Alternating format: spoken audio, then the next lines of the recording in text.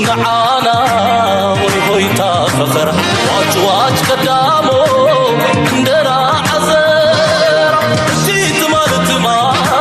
سكروا سكرة حليلهم يقولوا ادفقوا إريترا أبي أبي الله بجزي أبي أبي أبي أبي أبي أبي أبي أبي الله بجزي أبي أبي أبي لبركوينو حسابهم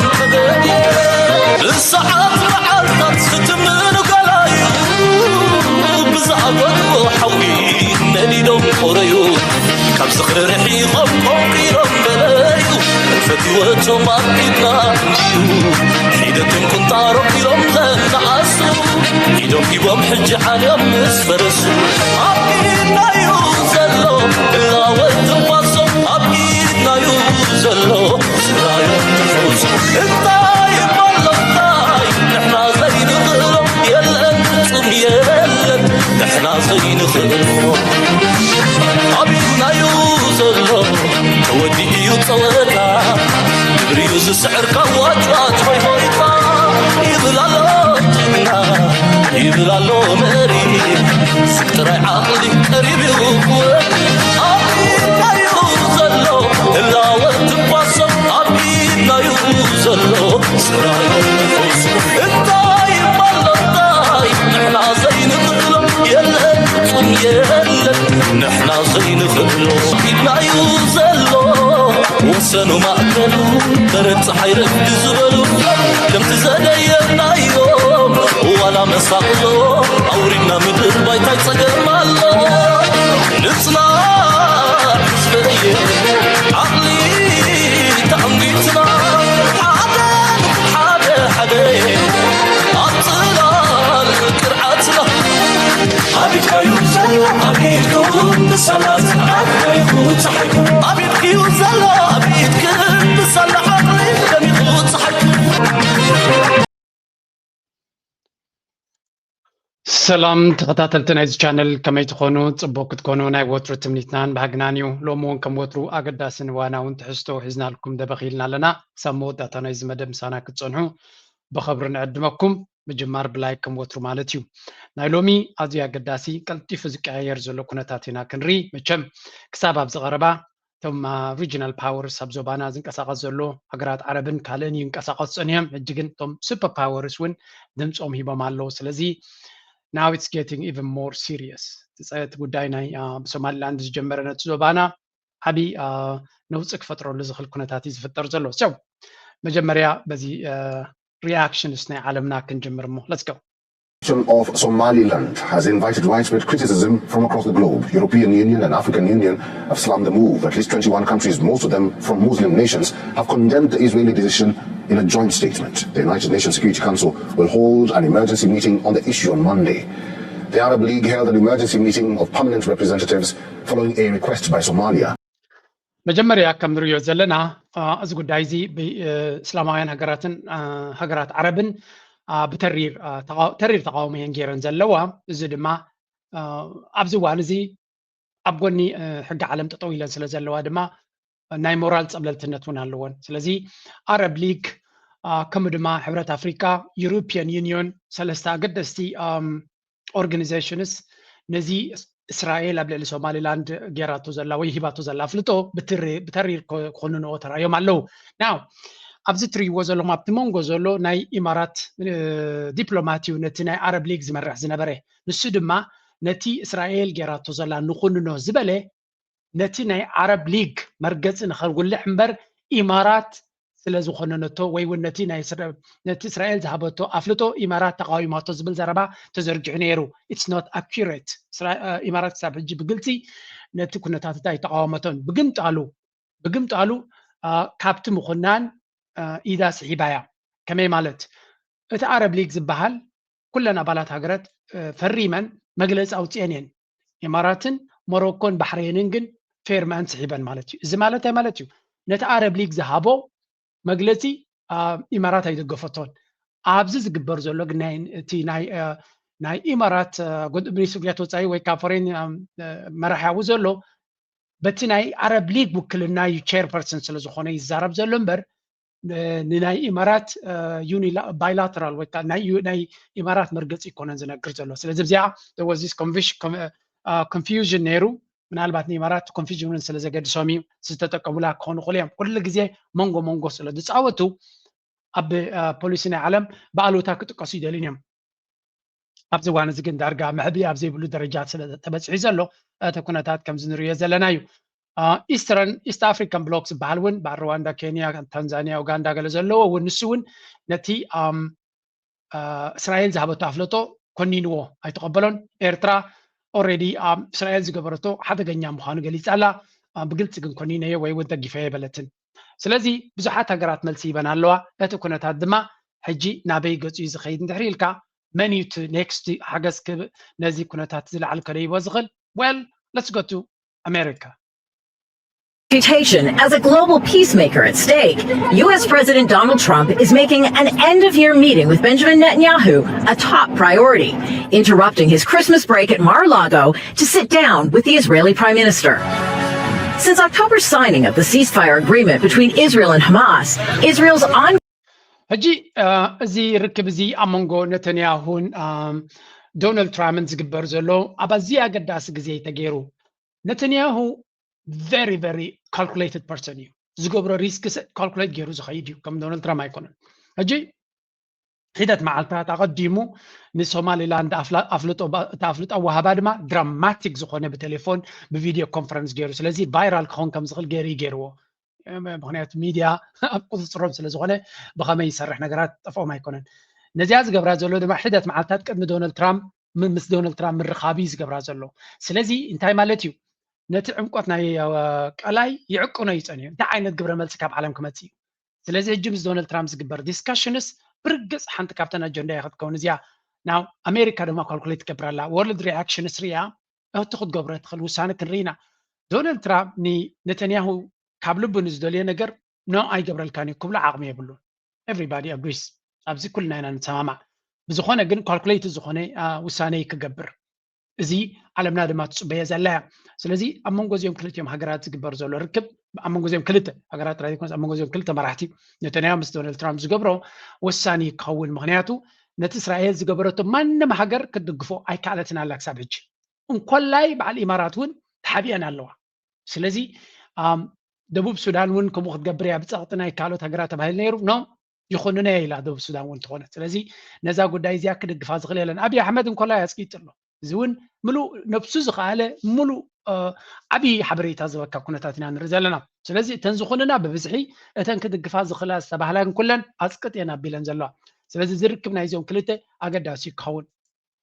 ብርግፅ ከም ትርእይዎ ዘለኹም ነተንያሁ ኣብ ዓዱ እንታይ እናገበረ እዩ ኣብዚ ኩነታት መፂሉ ዘሎ እንድሕሪ ኢልኩም ስምዕዎ Attacks on Palestinians and airstrikes in Syria and southern Lebanon have raised questions about Israel's commitment to halt fighting. ከም ትርእይዎ ዘለኹም ገና እቲ ኩነታት ብመሊሱ ዝቕፅል ዘሎ እቲ ግፍዕናቱ ኣብ ቀዛ ብሕማቕ ይቕፅል ኣሎ ግን ዋላ ሓንቲ ዝግበር የለን እዚኣ ሕጂ ንሪኣ ዘለና ግን ኣገዳሲ ርክብ እያ ክትከውን ነዚ ጉዳይ እዚ ግን ጉዳይ ሶማሊላንድ ኣይኮነን ከይዱ ዘሎ ብዓብዪ ጉዳይ ናይ ቀዛ እዩ ካልእ ዓበይቲ ኣጀንዳታት ኣለዎም ስለዚ ዝገነቢ ንኢራን ክሃርም ፕሮፓጋንዳ ክገብር ከም ዝኽእልን ወይ እውን ኣሜሪካ ኣብ ጎኑ ኮይና ንኢራን ናይ ምህራን መደብ ከም ዘለዎ ነተንያሁ እዩ ዝንገር ስለዚ እቲ ዝዓበየ ኣጀንዳ ክኸውን ዝኽእል ንሱ ክኸውን ዝኽእል እዩ ዝበሃል ዘሎ እዚ ከምዚ ኢሉ እናሃለዎ ከሎ ኣብ ጉዳይ ናይ ሶማሊላንድ ዓበይቲ ሃገራት እውን ተሓዊሶም ኣለዉ ቅድሚ ግን ኣብዚ እስከስምዕዎም እስራኤል እንታይ ዕላማ ናታ ኣብዚ ብክልተ መንገዲ ክንሰምዖ ኢና Adam Matan and what he said about the raising questions and doubts and being skeptical about Israel's strategic interests. Ostensibly, I mentioned what Israel's strategic interests are. I don't think this has anything to do with legitimacy for Somaliland, certainly not a successful search for allies for Israel. I mean, Somaliland is not that important, no disrespect, that Israel needs it as some kind of an ally rather than improve its relations with China, India, Western Europe, or other countries. All that being said and established, I think the underlying logic here is to turn the port of Bereira into some kind of a launching pad against the Houthis. This is where it begins. This is where it ends. I don't think there's any other motive here. በቃ ከምዚኣ ንፅርትያ እስራኤል ናብ ሶማሊላንድ ትመፅእ ዘላ ፍሉይ ናይ ሶማሊላንድ ሞራላዊ ሓላፍነት ተሰሚዕዋ ወይ እውን ቃንዛ ወይ እውን ድሌታትን ባህግን ናይቲ ህዝቢ ፍሉይ ስምዒት ንእስራኤል ስለ ዝፈጠረላ ከም ዘይኮነ ይነግር ዘሎ እንታይ ዳ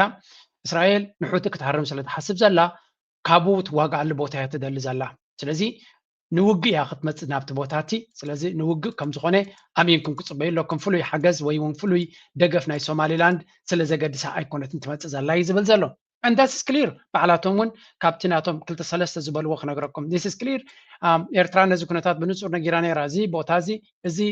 ሕጂ ዝግበር ዘሎ ብእስራኤል ነቲ ዞባ ኣብ ዝገደደ ኩናት ክትዎ እዩ ኣብ ዝገደደ ዓዘቕቲ ክወስደና ኢላ ነይራ ኣብዚ ንቕረብ explicitly እስራኤል ትዛረብ ዘሎ ናብ ኩናት ደልዮም ይመፁ ከም ዘለዎ ኣብዚ ቦታ እዚ You've argued that this was a very important move for Israel. Why do you think it was important for Israel to do this? Well, for a range of reasons. Obviously, this is now a very big issue that puts Israel on the Israel-Africa map. I think nobody in the world now doesn't know that we are actually a player in Africa, so this is the first thing. Obviously, security-wise, you know, everybody just looks at the map and understands what Israel is looking for here. With the latest 2 years have been struck by Houthis missiles and drones. And this gives us a strategic location right across. Exactly. Again, come to reward لهم حبايبي يلن إسرائيل بنتصر يوم تزارب زلوا نحنا أب أفريقيا قد محجون عبيت تصاوت نايتي بوليتيكان أفريقيا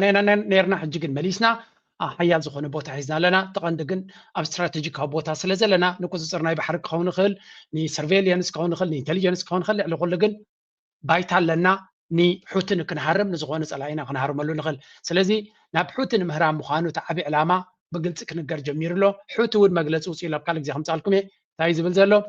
اسرائيل اب زغونه بوتا قينا كتهرمنا تفتينا اتا هاجرتي علامه ينعنا يلوم الله سلازي سوماليلاند تارجت ناوتو مخانو ناو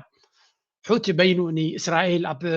سوماليلاند كوفيلان زلا كمكتايو وي ونكسرايو الكان ختزارب سلر بيت كبد زبالي كون حوتي يدو كبز خليو ويون بغليلو كم بركخ زخليلنا كنزارب عين خلينا جن كم تري وزر لهم كليرلي نتبوتاتي نتزوباتي أبي danger كوز دو كم زخلينا نرزلنا and فتينات علينا كبيد زخونة بده كمت مخانو زي كونتات زي كارنا أفريقيا كسب حجي volatile بلو تنك في زبان يرون دحريلكا حجي لامبات غسق يسلو لمالتي وهناتو إسرائيل تمزيا إسرائيل لما نكوينات بلان حزايا كتمت and we all know تعينت عوشت بوليتيكا خط صعود تخل كنا منتهي نتنياهو زل على مورالي حيزو لا بزع بوتاتا تعويته بهلايو سلازي وجد ما أكل من نوعنا يستانيو it's not gonna be easy نتزوبات بعبيو بس كل كم زيلو ناخذ خلو حنتي ريبورت وزي على لنكنه من البات زي ريبورت زي إسرائيل يقول نخاله حيلتات أبز كبابينا دو قبلهم زخل حيل كله كم زي كل مبزحتنا نفلتنا جن اسكازي ريبورت زي اسمه في اللاينتي إمارات خدو زلا زي اسمه اسك Disneyland for adults. Idyllic. Dubai is like my first thoughts in Dubai are elegance, artificial, Business. plastic, fantastic. Disneyland for adults. Idyllic. Dubai is luxury. Luxury. It's holiday season. جي انتهي تقبر الله مسيلكم زي كم زع عينتنا ميديا كامبين يون إسرائيل أبي سقعد فتير لازلو ني إمارات دمات زعبي فرهناتا أمريكا خي تقداوي أوروبا خي قدا يكون انتهي دا زي كامبين زي سمعوا انتهي جيرو الله مسيلكم دبي كما يتقلتوا أمس بلوم دبي نافيكيشن ديزني لاند ناي عبيتي توريستيك فيتشريستيك بلا بلا نابولي أمس قلتوا دحريو انتهي قبروا ميم سمعوا أتحساسبا ناي سبات تغيروا كميلي غيرت حساسبا كند من تايد ما تصلوا بكو طبعا هلو And you might be planning your next trip to Dubai, but this billboard behind me in London might make you think twice. At first glance, it appears to be a glamorous Dubai selfie. كم تري واد لهم زاسل ناي دبي فيزيت دبي زبل نشتي باركود جيرومجن أبتراهم بناتا انتاي جيروم لا لو رايو. This is very creative. But if you look a little closer, you can see on the phone screen that the background has been replaced with the devastation of Sudan's war. Campaigners say the ad highlights the gap between Dubai's glossy image and growing evidence that the UAE is backing the جنتاي جيروم هالو بحفشة ኣብታ ቪድዮ ዱባይ ገለ ዝበሃል ዘሎ ብድሕሪ እዚ በለጭለጭን ቬትሮታትን ኣሜዚንግ ኢንፍራስትራክቸር ዝመስል ዘሎ እንታይ ዓይነት ሕማቕ ስራሕ ደም ናይ ኣፍሪቃውያን ከም ዘሎ ገይሮም ነቲ ናረሴፍ ዝግበር ዘሎ ደገፍ ምስ ሓዊሶም ነቶም ህዝቢ የርእይዎም ማለት እዩ እቲ ህዝቢ ሽዑ ቅድምን ድሕሪትን ዝገበርዎ ሪኣክሽንስ ረይዎ RSF, a paramilitary force accused of atrocities and genocide. We have. But I think it looks quite nice. I'm actually going out there now. ሕጂ ታሕቶ ንዱባይ ክትከዱ ትደልዩ ዶ ኢሎም ወይ ከድኩም ትፈልጡ ዶ Gone to Dubai quite a few times and I think it's a really beautiful place. I'm actually going out there next year for holiday. I've never been, but I think it looks quite nice. I'd want to go one day for sure. Can you just take a look? This is an advert that's currently live in Oxford Street. It's on a billboard. Let me know what you think. Oh. It looks like it's burning in the background. It's almost saying that if you figure out what they're doing in Sudan, maybe you won't want to go to Dubai. Does this information change your opinion of the UAE at all? Not at all. Yeah. Yeah. I think it's one of those places that you don't know where you are. So you're a little bit removed from reality. I didn't know this was happening. So I'm just going to do more research. ከም ትሪእዎም ዘለኹም ነቲ ኩነታት ናይ ዱባይ ክገልጹሎም ምስ ጀመሩ ወይ እውን ነቲ ካምፔን ክርእይዎ ምስ ጀመሩ ዳርጋ ዝበዝሑ ናብ ዱባይ ክኸዱ ወይ ንዱባይ ብፅቡቕ ዝገልጽዎ ዝነበሩ ምልክት ሕቶ ክገብሩ ገሊኦም ባዕለይ ሪሰርች ክገብረ ካልኦት ድማ ርእይቶ ይቀይረ ኣለኹ ናብዚ ክገይሽ ኣይደልን እየ ብውሕዱ እዚ ኣካይዳ እዚ ክሳብ ዘይተቐየረ ዝብል መርገፂ ይህቡ ማለት እዩ እዚ ኸ እንታይ እዩ ህዝቢ ዓብ ፅልዋ እዩ ዘለዎ መንግስታት ፅልዋ ኣለዎም ክንብል ከለና ህዝቢ ግን ትዝዓበየ ብፍላይ ከም በዓል ዱባይ ዝኣመሰሉ ኣብ ናይ ቬትሮ ገዛ ብቱሪዝምን ኣብ ናይ ህዝቢ ፐርሰፕሽን ኣተሓሳስባ ናይ ሰባት ኣረኣያ ናይ ሰባት ዝምርኮስ ቁጠባን ዕቤትን ዘለዎን ከተማታት ወይ እውን ሃገራት ህዝቢ ሪኣክሽን ክገብር ተጀሚሩ ብልዕሊ ኩሉ ህዝቢ እስላም ዓብ ፅልዋ እዩ ዘለዎ ናብቲ ቦታታት ኣማራፂ ሲኑ ዝኸይድ ኣሎ ግን እቲ ህዝቢ እቲ ብወለንቱ ናብ ቬኬሽን ዝኸይድ ንሱ እናተቆጠበ እንድሕር ኸይዱ ክንምንታይ ፀገም ክፈጥር ከም ዝኽእል እቲ ቬኬሽን ጥራይ ዘይኮነስ ወላ እውን ነቲ ብራንድስ ናይቲ ሃገር ኤርላይንስ ክኸውን ይኽእል ካልኦት ካምፓኒታት ዓብ ፅልዋ ከም ዘለዎ እዩ ዝንገር ስለዚ ንዱባይ ወይ ንዩኤኢ እቲ ቀንዲ ዘፍርሃ ክትንቃቕ ዝገብራ ዘለውን እዝን ወዲ ዝን It's definitely very eye-opening. Would you go on holiday to Dubai again? Probably not. Yeah, probably not. Until they stop whatever they're doing. I think it would definitely change my perception. I mean, I would say, yeah, obviously I've got a holiday booked now, so I can't really cancel it. But after that, then, yeah. I would absolutely not. እዚ መብዛሕትኦም ሓሳቦም ንክቕይሩ ይግበሩ ስለዚ ቀሊል ከም ዘይኮነ ንእስራኤል ከማን ኣይኮነን ንኢማራት ንእስራኤል እንታይ ገይርዋ ባዕሎም ዘውፅዎ ፀብፃብ ረኣዩ ኣብዚ What went into this ranking, why Israel is taking such a big drop in global perception and what the immediate impacts actually are here. Yes, well, it shouldn't come as a surprise that after እንታይ ይዛረብለው ኣብ ናይ ኔሽን ብራንዲንግ ሃገራት ከም ብራንድ ንኣብነት ስዊትዘርላንድ ክትብል ከለኻ ኣሜዚንግ ናይ ቬኬሽን ቦታ ስዊስ ዎችስ ከምኡ እውን ቺዝ ናይ ስዊስ እቲ ገለ እንታይ ይረኣየካ እዩ ኖርዌይ ክትብል ከለኻ ዴንማርክ ክትብል ከለኻ ከምኡ እውን ካልኦት ፊጂ ክትብል ከለኻ ወይ እውን ካልኦት ናይ ቬኬሽን ቦታታት ባሃማስ ክበሃል ከሎ እዚኣቶም ኣብ ርእስኻ ዝፈጥርዎ ሕጂ ዱባይ ክበሃል ከሎ ቀደም ናይ ፊቸሪስቲክ ቦታ ገለ እዩ ራይት ናው እስራኤል ክብል ከሎ ኣብ ርእሲ ሰብ እንታይ ይመፅእ ረእይዎ ኣብቲ ናይ ዓለም ናይ ብራንድስ ራንኪንግ ሓንቲ ጥራይ ድሕሪኣ መፅኣ ኣላ ስለዚ ኣመና ንድሕሪት ኣንቆልቁላ ከም ዘላ እዩ ዝንገር ስለምንታይ ከም ዝኾይኑ ዓብ ድሮብ ድማ ገይረ ቀደም ከምኡ ይነበረትን እዚ ከዓ ንቁጠባ ናይቲ ሃገር ክሳዕ ክንደይ ፅልዋ ከም ዘሎ እስራኤል እንኮላይ ይጭነቁ ኣለዉ ዓብ ፅልዋ ዘለዎም ክነፅኦም after 2 years of war and what we have seen from both the left in the world, what's happening in the West, and also right-wingers seeing this conflict happening, focusing on Israel, it means that when you ask them about Israel, they will have that negative view about Israel. We're talking here about different categories that Israel was ranked in alongside other nations, of course, and it turned out to be the second to last, actually. The last one is the Palestinian Authority that just got into this ranking. And what's more important here from the economical perspective is the fact that the brand made in Israel is now perceived as really negative. Colonial, as you've mentioned, human rights violations and all of that. And that will eventually reach a point where it will affect also the exporters in Israel and the brands that are made in Israel. After all, if they want to be exported to, they're going to be faced. Exactly. ሰብ ኣተሓሳስቡ ብዛዕባ ሃገር ሕማቕ ክኸውን ተጀሚሩ ኣብ መወዳእታ ናይ እስራኤል ካምፓኒታት ድማ ባእሉታ ይፅለዋ ስለዚ ሓደ ሃገር ብሕማቕ ግፍዒ ግህሰት ሰብኣዊ መሰላትን ጭቆናን ስቃይን ብደም ናይ ህዝቢ ዝነብር ዘሎ ምዃኑ እንተተኣሚንሉ እተን ብራንድስ ተሓቢአን እንዳየን ክሸጣ እምበር ተሓቢአን እንዳየን ክሸጣ እምበር ናይ ከምዚ ሃገር ከምዚ እናበላ ክኸዳ ይክእላንን ቦይኮት ሰብ ሞራላዊ ግዴታ ይስምዑ ካብቶም ከባቢታት ካብተን ካምፓኒታት እትያትን ንኸይገዝእ ናብ እስራኤል ምጋሽ ንኸቋርጾ ስለዚ ጽልዋናቱ ዓብዩ ኣብዚ ናይ ሎሚ ውድድር ዘለዎ ቁጠባ ናይ ዓለም ድማ ንስኻ ብከምዚ ዓይነት ክትጥቀስ ከለኻ ነቲ ዘለካ ጽልዋ ዓብይ ኣስተዋጽኦ ከም ዘለዎ ይዝንገር ዘሎ ብዝኾነ እስራኤል ካብ ሎሚ ንጽባሕ በዚ ጉዳይ እዚ ክትወድቕ እያ ወይ እውን ከምዚ ዓይነት ሽግር ክገጥማ እዩ ኢልና ንምዝራብ ኣይኮነን እቲ ፈተና ምክንያቱ it's not realistic ሳዕ ክንዱ immediate effect ክፈጥረላ ዝኽእል ኩነታት ኢልካ ክትዛረብ ኣይትኽእልን ኢኻ ሶማሊላንድ ንባዕሎም ግብረ መልሲ ክህቡ ጀሚሮም ኣለው እሱ ድማ እዚ ኩነታት እዚ ንዓታቶም ብኸመይ ክጸልዎም ከም ዝኽእል እዚ ናይ ዓለም ግብረ መልሲ ብኸመይ ይርእይዎ ኣለው ኣብዚ ስምዕዎ An avalanche, and I know you spoke about some of the naysayers, right? Where some countries are doing a little bit of moral grandstanding, where they feel like they're in a position to tell us and dictate to us who we should actually form bilateral ties and who we shouldn't. All these countries, and I'm going to start with Turkey, right? Enjoys full diplomatic relations with the state of Israel, and it's actually one of the Israel. እንታይ እዮም ዝብሉ ዘለዉ ብሓፈሻ ንሕና ሶማሊላንድ በዚ ጉዳይ እዚ መን ክነግረና እዩ ናበይ ንኸይድ እንታይ ንገብር ንዓና ዝምልከት እምበር ማንም ክሰብከና ዝኽእል ሓይሊ ከምዘየለ ስለዚ ንዓና ደዋፅኣና በዓልና ኢና ንፈልጥ በዓል ቱርኪ ንዓና ሉላውነት ምስ እስራኤል ሰሪሕኩም ኢሎም ዝኸሱናን ዘባጭወልናን ዘለዉ ትርኩ ንባዕላ ምስ እስራኤል ዓብ ቢዝነስ ዘለዋ እያ ስለዚ ንባዕላቶም ከም ድሌቶም እናኸዱ ከለዉ ተገምጢሎም ምስ እስራኤል ርክብ ገይሮም ኢሎም ከባጭወልና ኣይነፍቅድን ኢና እዮም ዝብሉ ዘለዉ ብግምጣሉ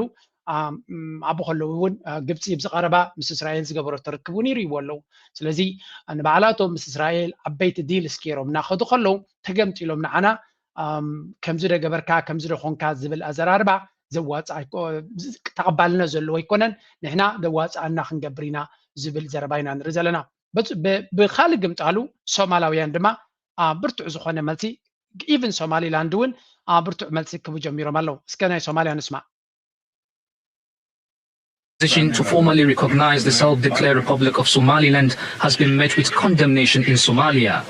Officials strongly rejected the move, reaffirming the nation's unity and territorial integrity. The move of Netanyahu will never be acceptable, and it is an offense. Also, it is against the international laws. Somalia asserts and states in a loud voice.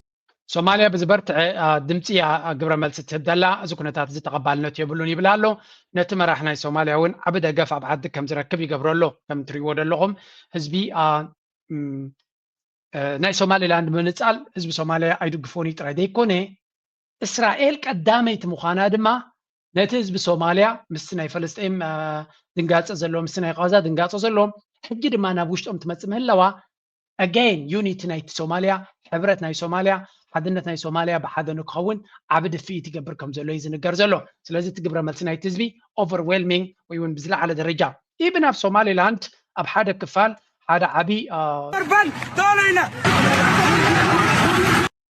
እዚ ትሪእዎ ዘለኹም ሰላማዊ ሰልፊ ኣብ ሓደ ክፋል ናይቲ ሶማሊላንድ ብፍላይ ናብ ጅቡቲ ወገን ዘሎ ዝተገበረ እዩ ነይሩ እዚ ኸዓ ተቃውሞ ነቲ መንግስቲ ሶማሊላንድ ምስ እስራኤል ገይርዎ ዘሎ ዝበሃል ዘሎ እዩ ምክንያቱ እቲ ሶማሊላንድ ዝበሃል ዘሎ ንባዕሉ ኣዝዩ ዝተመቃቐለ ዳ እምበር ሓደ ዩናይትድ ዝኾነ ሶማሊላንድ ኣይኮነን ዘሎ ስለዚ እዚ ነፍሱ ዝኻለ ብዙሓት ዛረቢ ብዙሓት ሰባት ስለዘይንርድኦ እምበር እቲ ሶማሊላንድ ዝበሃል ከምቲ ሰብ ዝፈልጦ ሓደ ዓብይ ካርታ ዘለዎ ገለ ኣይኮነን ሶማሊላንድ ከም ትሪእዎ ዘለኹም እዮም ከምታ ትሪእዋ እታ ሶማሊላንድ ትብል ኣብታ ፀጋም ዘላ ባንዴራ ትሪእዋ ኣለኹም እሳ ጥራይ ሶማሊላንድ ምክንያቱ እቲ ዓብ ክፋል ካልኦት ክላንስ ምስቲ ሶማሊላንድ ሓደ ዓይነት መርገፂ የብሎምን ስለዚ there's a big difference between ኣብ ሶሻል ሚድያ ትፈልጦ ሶማሊላንድ ብየማን ዘሎ ቀጠልያን ብፀጋም ዘሎ ሶማሊላንድ ዝበሃል it's really a small ንእሽተይ ክፋል ሰግመንት ምዃኑ እዮም ዝነግሩ ዘለዉ ንዑ እንተፈሊጥካ ድማ ኢኻ እቲ ግብረ መልሲ ዝግበር ዘሎ እቲ ተቃውሞታት ዝግበር ዘሎ እውን ኣካልናት እዩ ስለዚ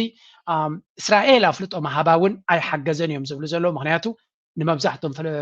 ሶማላውያን እስራኤል ብሕማቕ ትጥቀስ ሃገር ነተንያሁ ብሕማቕ ዝጥቀስ መራሒ ስለ ዝኾነ ከም ትሪእዎ ዘለኹም ብዙሓት ኣብ ፅርግያታት ወፂኦም ነዚ ኩነታት እዚ ብትሪ ክቃወሙን ንልኡላውነትን ግዛኣታዊ ሓድነትን ናይ ሶማልያ ንክኽበር ድማ ዓብ ፃውዒት ክገብሩ እዩ ዝረአ ዘሎ anyway we will watch this carefully እቲ ቀንዲ ኣገዳሲ ኣብዚ ኣብ መንጎ ኤርትራን ኢትዮጵያን እንታይ ዓይነት መርገፂ ይህልወን كمون هجرات أفريقيا تنكباب زلوا أنتاي جبت أنتاي تبل إيرترا أنتاي تبل إثيوبيا أنتاي تبل أتكونتات أبعتهم زيادة كوروناتنا حجنا بغزقر وهان وينم يبهر برن انديت አጣች ኢትዮጵያ የባህር በርን ለማጣቷ የውስጥና የውጭ ጫናዎች እንደ ምክንያትነት ቢጠቀሱም እስካሁን ግን ያጣችበት መንገድ ይህ ነው የሚባል መረጃ ያልተገኘለትና በሕግም ያልተደገፈ ኢፍትሐዊ ውሳኔ ሆኖ እናገኘዋለን። ኢትዮጵያ የባህር በር አልባ በመሆኗ ምን አጣች? አቅማቸው እኩል እድገት ላይ ያለ ሀገር ላይ የሚመጣው ልዩነቶች ብናይ እንኳን በጥቅል ሀገራዊ ምርት ወይም ጂዲፒ የባህር በር ያላቸው ከሌላቸው ሀገራት ከ15 ከም ትሪዎም ደለኹም ሚድያ ናይ ዓቢ ብልጽግና ማለት እዩ ዳርጋ ናይ ኣፍ ደገ ባሕሪ ዝብል ፋንታዚ ወይ እውን እቲ ሕማም ክንብሎ ንኽእል ኢና ኣበርቲዑ ዝሰርሓሉን ዝጎየሉን ዘሎ ጉዳይ ኢና ንርኢ ዘለና ኣፍ ደገ ባሕሪ ብኸመይ መንገዲ ኢና ከሲርና እንታይ የጋጢሙ ከመይ ነይሩ ክሳብ ሕጂ ተረዳእና ዘይፍትሓውን ዘይሕጋውን እዮም ዝብሉ ዘለው ኣይደነው እቲ ሕግን ፍትሕን ዝበሃል ንዓታቶም بيناي قوانقوان بيناي ديفينيشن يوم زردو نعتاتهم زملكات كوينو نزي قداي ناي سوماليا ناي سومالي لاند ግን ናብ ኤርትራ بكل መንገድ እዮም ከላግቦ ዝፍትኑ ዘለው ስለዚ ኤርትራ ዳርጋ ዝበለት እንተበለት አንጻር ኤርትራ ዌፐናይዝ ክገብሩ ወይም ዝሓስብ ነይሮም ኤርትራ ግን ዝበለፀ ውሳኔ ሂዛ ኣይደገፈተይ ተቃወመት ግን ኢንዳይሬክት ልግነት ኩነታት ዝግበር ዘሎ ምስ ዝበፅሕ ዓለም ዝርዕሞ ዘሎ የርዕማ ዘላ ስለዚ ንእስራኤል ሽማረ ቆይሓ أي نقفتا أي بلتان جن إثيوبياويان كساك ندين إيرترا تارجت كوبري دليلو جل كابتم قدام وتيوم زلوا دم سمعوه ጥቅሙ ግን ሊበጣበጥ እንደሆነ ወደ ማንወጣው አዘቅት እንደምንገባ ነው ብዙዎች አስተያየት ሲሰጡ የነበረው በተለይ ደግሞ በኋላ ላይ ግብጽ ይህንን መቃወም ሶማሊ እስካሁን ምንም ያለችው ነገር የለም ግን አስቸኳይ ካቢኔ ስብሰባ ጠርታለችና ይህን ሁሉ ከግምት ውስጥ በማስገባት መዘዙ ምን ያህል ነው ጥቅሙ እንዳለ ሆኖ መዘዙስ ምን ያህል ነው ኦኬ እንግዲህ ያስተላለፍ ለውጥ ያስከትላል ካሁን በፊትም አይተነዋል አይደል ኢትዮጵያ እውቅና ሰጣለሁ ብላ በወሰነችበት ጊዜ የዲፕሎማቲክ መገለልም ሁሉ ደርሶባት እንደነበር እናውቃለን አሁን እንግዲህ እስራኤል እንደ ኢትዮጵያ አይደለችም ወይ አሜሪካም እንደ ኢትዮጵያ አይደለችም እነዚህ ትላልቅ ሀያላን መንግስታት ናቸው በጣም ኃይለኛ የሚባለው እዚህ አካባቢ ታሉ የአረብ ሀገሮች ማለት ነው ስለዚህ ምናል ከምትሪ ወደለሁም ገብሩ አስራት ይዛረብ ዘሎ እዚ ተገይሩ ዘሎ ውሳኔ በኸመይ ክጸልወና ይኽል ስለምንታይ ድማ ተናገራት ኣብ ዙርያና መመሊሰን ዝተኣሳሰራ ዘለዋ ንዝብል ብሕፅር ዝበለ እንታይ ዝብል ዘሎ ኢትዮጵያ ትኽበብ ከም ዘላ ይዝነግሮም ዘሎ ስለዚ ኢትዮጵያ ብኩሉ መንገዲ ኣብ ሓደ ሓፁራት እያ ከም ዘላን ኣብቲ ፀወታ ናይቲ ዞባ ድማ ዝኾነ ይኹን ኣስተዋፅኦ ከም ዘይብላ ይዝነግር ዘሎ ኢትዮጵያ faces encirclement by Egypt, Somalia, Eritrea and Djibouti ከምኡ ድማ Israel US presence in Somaliland is viewed as an opportunity ለዚ ምናልባት ናይ እስራኤልን ናይ ኣሜሪካ ናብ ሶማሊላንድ ምምፃእ ከም ሓውሲ ተስፋ ክንሪኦ ንኽእል ኢና እዩ ዝብል ዘሎ ብሕፅር ዝበለ ናይ ሶማሊላንድ ጉዳይ ኢትዮጵያ ክሳብ ሕጂ ብኸመይ ክትረብሓሉ ትኽእል ብኸመይ ክትዕደም ትኽእል እትረብሓ እኮ ሓሊፍ እዩ ኦሮማይ ዝዓበየ ክፋል ኢማራት ሒዛቶ እንተነይራ ትፅልዋ ምስኣ ድማ ሕጂ ተጎራቢቱ ኣብ ሪስክ ወሲዱ እስራኤል ኣትዩሎ ማለት እዩ ናው ምሳቶም ተፀጊዖም ዝኾነ ነገር ክገብሩ ይኽእሉ ዶ ሹር they may do something ክሳብ ሕጂ ተፀጊዕካ እውን እኮ ጅቡቲ ይኹን ኬንያ እውን ኣይከለቶም ሶማልያ እውን እኮ ተፈደሉ ኢላቶም እያ ስለዚ ብሓፈሻ እታ ንሳቶም ክገብርዋ ዝሓሰቡ ብምልኣ ኣይቲ እንታይ ይብል ነይሩ መጀመርያ ምስ በገስና እቲ ሓሳብ ዓቢ ዲፕሎማስያዊ ፅፍዒት ያጋጥመና ኢሉ እዚ ፅፍዒት እዚ እስራኤል ኣብነት ፅፍዒት ኣጋጥማ ኣሎ ግን እስራኤል ኦልሬዲ ወዲያ ኣላ ስለዚ እቲ ፅፍዒት በዛ ሓደ ኣሉታዊ ሳዕቤን ይመፅኦም ኣሎ በቲ ድማ ኣብ ሶማሊላንድ ድማ ዓቢ ዲል ገይሮም ኣሎ ማለት እዩ ስለዚ ተፀፊዕካ ገለ ክትከስበሉ ከለካ እውን እኮ ፋይዳ ኣለዎ ኣብይ ኣሕመድ ግን ኩሉ ዓይነት ዲፕሎማስያዊ ፅፍዒትን ውርደትን ኣጋጢምዎ ዘይምትእማን ፈጢሩ ዝነበሮ ክብረትን ምተኣማንነትን ኣጉዲሉ ከም ግብረ መልሲ ድማ ወላ ሓንቲ ኣይረኸበን ስለዚ እዚ ነፍሱ ዝኻለ ፀገምን ጭንቀትን ፈጢሩሎም ከም ዘሎ ኢና ንርኢ ዘለና ካብኡ ቀፂሎም ናብ ኤርትራ ናብ ጅቡትን ድማ ገለ ክመፀሎም ካዝሓዝብዎ ዘለው ስምዑ ስለዚህ ህዝብንም ሁሉ ታያለ ጎረቤት ሀገራትስ ምን ይላሉ ኬንያ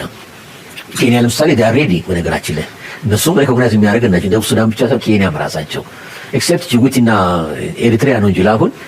እንደውም ጅቡቲ ትናንት የድጋፍ ሰልፍ ሁሉ ነበረ መንግስት ሊቆጣጠረው አልቻለም ጅቡቲና ሲቲ ውስጥና አካባቢው ይሄ ሁሉ ያሳያል ምን አንዳይ ሴንቲሜንት በኢሳው ጎሳና በዋሃሮች ምን ያለው ስን ያሳያል ስለዚህ ኢትዮጵያ እንዴት ነው የምታረገው ነው መቼ ነው የምናረገው 6 ወር በኋላ ነው አመት በኋላ ነው ወይስ ነገ ተነገ ወዲያ ነው ስናረግስ ከበድ ባለ ሁኔታ ነው መሪዎቹ ጋር ሄደን እንትን ምንድነው ወይስ ለዲፕሎማቲካሊም ደረጃዎች አሉ ቀስ ብለህ በፕሬስ ሪሊዝ ቀዝቀዝ አድርገህ كم تري ولا لهم كم حسم كم زي فكرن سوماليلاند زعمق بحر زلوا يا بمل عالم سلازي حيل بحرنا اب زعمق كفال كاتيو عساتات بعينه تقلنا بل انالايز قبر زنبري ز عسان خبل اعتدالي زنبري بتن 10 كيلومتر استوهبوا من سوماليلاند ابت ميموراندوم اوف اندرستاندينج مزقبروا لو متمليسو دحر 6 شهور حدينا فلوتا كنهب دحر قلت معلت دينا كنهب عويلنا دينا كنهب ولا تحتي تحبينا هنا كنهب زستفلت نغير يلن بلالو زغانتا يز نغركا Abiy Ahmed is calculating. He is calculating. تايك قبر كم زلوا. مخنياتو. أتيك بالزبلة تبليعيو. حجي. It's about credibility. أنت هاي أفلوتو جيركاس أنت تركبي. تقدم بزعك ركبي خلنير. أنت واحدة. حجي جن ولا حنت كرخ بلو زي كل كنا تاذلو مخنياتو تزركب. أفتق قداميتي باللجا أفلوتو ذهبي يزرخ بانيرو. إذا زمت ما يبنيش تينا نقدر دلاتي ركب خون. نستوون عند حركالو دي لومبر. زيرو تروح بلوك كنتاتهم كله غليب سلازي أبي أحمد probably أتكونتات أنت واحد قلني إمارات كتمتيسو بنفسه كم حدر زغل ناي نفسه حسابات ويونا ناتو بوليسز قبر أنت حرقينو إمارات ريد عري إمارات يقبر مناتو إمارات معات مخصب زلوايا إمارات ربح خلوا واسلم تايسو قمت كتوس زي كعلى دما نا أبي أحمد it is everything is there إمارات زعكل نبربرا زلم زلو حيل بحر كهنس نافال بيز هنيس زلو ودبدكو عصر زلو نسون كله أفلوتو كذب يتراتر ندحرالو أبي أحمد زي يتراتر له مهنيا تهلنيو clearly سلزي كم نريو زلنا كل دحر حر كتب لي أنا نرزلنا تدحر حر دما نابيك خير خل برقت زفلت نجري يلن إذا كل دحر حر زبل زلو حد أقدر سمع باله يكاية سلو زلو يمزبلو زلو نسد ما أمانغوتن regional powers زقاتهم زلو كنتاتيو من البات حنتي أبزيا really powerful زخانات بجبر بتن عبيت من جمر نافت competition كأتنا خلنا أمباسادر إمباسنا تشاينا أبيرترا انتهي لهم صحيفة بنيرة مسلكم قالت إسرائيل شعتن ورح أسر دخلت إسرائيل مشان زوات مجلتيو Chinese Foreign Ministry spokesperson Lin Jian stressed that China expresses serious concern and firm opposition to Israel formally recognizing Somaliland as an independent sovereign state. So, زي إسرائيل نزقبرتو أفلوتو منجست China حيال زخونة تقاومو كم زلوه كم دما concern مالتكا سكفتا كم زلوه يزنقر زلو. طيب according to the purposes and principles of the UN Charter زغا بمدخلاتنا United Nations كمون عالم لخاوي حقي Somaliland حنت أكلنا Somalia جزاتنا Somalia. China firmly supports Somalia's sovereignty, reunification, territorial integrity, and opposes to any attempt to split Somalia territory. ስለዚህ ኣብዚ ንጹር ዝኾነ ዘረባ ንርኢ ኣለና ንሱ ድማ ናይ ሶማልያ ልኡላውነትን ሓድነትን ሕብረትን ሪዩኒፊኬሽን ማለት ልክዕ ከምቲ ታይዋን ሪዩኒፊኬሽን ዝብልዎ ሶማሊላንድ ድማ ናብ ማዘር ሶማልያ ሪዩኒፋይድ ክትከውን ከም ድማ ቴሪቶሪያል ኢንቴግሪቲ ከም ድማ ዊ ኦፖዝ ዝኾነ ይኹን ሶማልያ ንምምቃል ዝግበር ድማ ንቃወሞ ይብልሎ the Somaliland issue is entirely an internal affair of Somalia ስለዚ ጉዳይ ናይ ሶማሊላንድ ሙሉ በሙሉ ናይ ሶማልያ ጉዳይ እዩ ሶማልያ ሓደ ኮይኖም ክውድዎ ዘለዎም እዮም and should be resolved by the people of Somalia in a manner consistent with their national conditions and constitution ስለዚ ሶማላውያን ብሓደ ኮይኖም ብሕጎምን ብቅዋሞም ብካልእ መንገዶም ዝውድዎ እምበር ማንም ሃገር ኣብኡ ክመፅእ ዝኾነ ነገር ክገብር የብሉን ይብሉ foreign countries should cease their undue interference ናይ ወፃኢ ካልኦት ሃገራት ግን ኣብ ውሽጣዊ ጉዳያት ናይ ካልኦት ሃገራት ከይተዓደሙ ዝገብርዎ ዘለዉ ምትእትታው ከቋርፁ ኢና ንሓትት ይብሉ no country should incite or support separatist forces within another country for its own selfish interests ስለዚ እንታይ ይብሉ ዝኾነ ሃገር ኣብ ናይ ካልኦት ሃገራት እዩ ክምቀለየ ዝደሊ ክፍንጨለየ ንዝደሊ ንዝብል ኢትካ ክትእትቶ የሜርካ ፅባሕ ንጎና ባኻ ድመፅእ ሓውን ከልዎ እዩ ስለዚ ልኡላውነትን ግዛታዊ ሓድነትን ሃገራት ኣኽቢርና እንተኸድና እዩ ዘዋፃና እዮም ዝብሉ ዘለዉ ስለዚ እቲ ጉዳይ ብኩሉ መንገዲ ክትሪኦ ከለኻ ብቐሊሉ መልሲ ክርከበሉ ዝኽእል እዩ ስለዚ ቻይና ንፁር ዝኾነ መግለፂ ሂባ ነይራ ነዛ መግለፂ እዚኣ ድማ ምስ ምንታይ ክትሕውሳ ትኽእል ምስታ ናይ ኤርትራ ዝሃበቶ መግለፂ ኣተሓሒዝና እንተረኣናዮ ኣበይ ተሓሓዝ ክራዩ ፍላጥን ሶማሊላንድ ዝበሃል እቲ ጸወታ ሓድሽ ምስጢር እኳ ተዘይብሉ ንሓደገኛ ዞባውን ዓለማውን ቅልውላውን ዕንወት ክትእጃእ ዝጸንሐ ስለ ዝኾነ ኪኖ ተበግሶታት ኩነኔን ምንጻግን ብደረጃ ባይቶ ጸጥታን ኣባላቱን ዘይወላውል ንጹር መልሲ ክወሃቦ ይግባእ። ኣውራ እታ ብተመሳሳሊ ጉዳይ ታይዋን ትጣበቕ ህዝባዊ ሪፓብሊክ ቻይና እጃማ ክትዋሳኣሉ ሕልናዊ ሓላፍነት ኣለዋ። ሚኒስትሪ ዜና 28 ታሕሳስ 2025 ከምዛ ንሪኣ ዘለና ሓፃር ብጣዕሚ ሓፃር ከምኡ ድማ ንኤርትራ ኣብትን ከየእተወ ንጹር ዝኾነ መልሲ ሂባላ ኤርትራ። ስለዚ ናይ ኤርትራ ብዝደለኻ መንገዲ ክትውንጅላን ክትዛረባን ትኽእል፣ ግን ኣብዚ ጉዳይ እዚ ጉዳይና ኣይኮነን። ግን ትም ከዓ ክንብል ኣይንኽእል ኢና። ትም ዘዋፅእ ጉዳይ ስለ ዘይኮነ ብምባል ሓንቲ ንፅር ዝበለት መልሲ ብምሃብ ነታ ኩነታት ተገላጊሎም ኣለው። ብዙሓት ሕጂ ኣብዚ እንታይ ይብሉ ኣለው፣ ዋላ እኳ ኤርትራ ከምኡ እንተሃበት እቶም ካልኦት ጎረባብቲ ሃገራት ዝኾነ ዘይምባሎም ኣገራሚ ኮይኖም ኣለው። 48 ሰዓታት ሓሊፉ ካብ ኬንያ ይኹን ካብ ኢትዮጵያ ዝኾነ ይኹን መልሲ ኢማራት፣ ኢትዮጵያ፣ ኬንያ ሰለስቲኦም ጸጥ ኢሎም ኣለው። ኬንያ እንታይ ይብሉ ኣለው? ብመንገዲ እቲ ናይ ኢስት አፍሪካን ብሎክ ጌርና እኮ መልሲ ሂብና ኢና ይብሉ ኣለው። ኢማራት እውን እንተኾነ ብመንገዲ መን ጌራ መልሲ ይባላ? ብመንገዲ አረብ ሊግ ካይንድ ኦፍ መልሲ ተዋሂቡ ይባሃል ኣሎ። ግን ካብ አረብ ሊግ ካብቲ ፌርማ ተሪፋ እያ። ስለዚ ኬንያ ሓውሲ ፍርቂ መልሲ ይባላ፣ ግን መልሲ እውን ኣይሃበትን። ከም ጎረቤት ናይ ሶማልያን ዓብ ረብሓ ዘለዋን ገለ ክትምልስ ግባኣይ ነይሩ። ኣብይ ኣሕመድ ብዓብዩ ቅድሚ 3 መዓልቲ ቅድሚ ዝውዕል እዚ ፕሬዚደንት ናይ ሶማልያ ንኢትዮጵያ ከይዱ ምስ ኣብይ ኣሕመድ ይሰኣል ነይሩ። ኣብ ገጹ ፅፍዒት እዩ ነቲ መራሒ ናይ ሶማልያ። ቢካዝ ኣሚን ኤርትራ ኦልሬዲ እንታይ ክብሉ ጀሚሮም ኣለው፣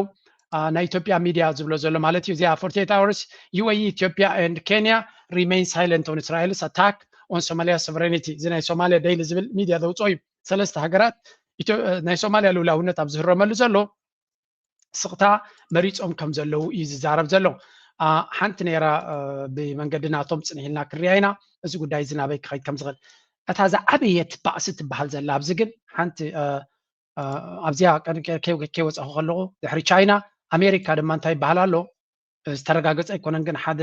ዓብይ ሚድያ ፐርሶናሊቲ እንታይ ኢሉ ነይሩ፣ ሶማሊላንድ ናብ ኣሜሪካ ክዕደም ፕሬዚደንት ናይ ሶማሊላንድ ናብ ኣሜሪካ ተዓዲሙ ምስ ዶናልድ ትራምፕን ቤንያሚን ነተንያሁን ኮይኑ ናይቲ አብርሃም አኮርድስ ክፍርም ምዃኑ ዝንገር ዘሎ። ናው ኢፍ ዲስ ሃፐንስ there is a good chance እቲ ናይ ኣሜሪካ ኣፍልጦ ናይ ምሃብ ተኽእሎታት ኩሉ ከም ዝኽእል እስራኤል ነተንያሁን ዶናልድ ትራምፕ ማዕረቲ ዝቋዓፀሮን ማኒፕሌት ዝገብሮን እዚ ነገር እዚ ገለ ነገር ክህልዎ ከም ዝኽእል ብዙሓት ሰባት ይግምቱ ኣለዉ። እቲ ግምት ግን ምግማት ጥራይና ኢልና ክንሪኦ ንኽእል። ስለዚ እዚ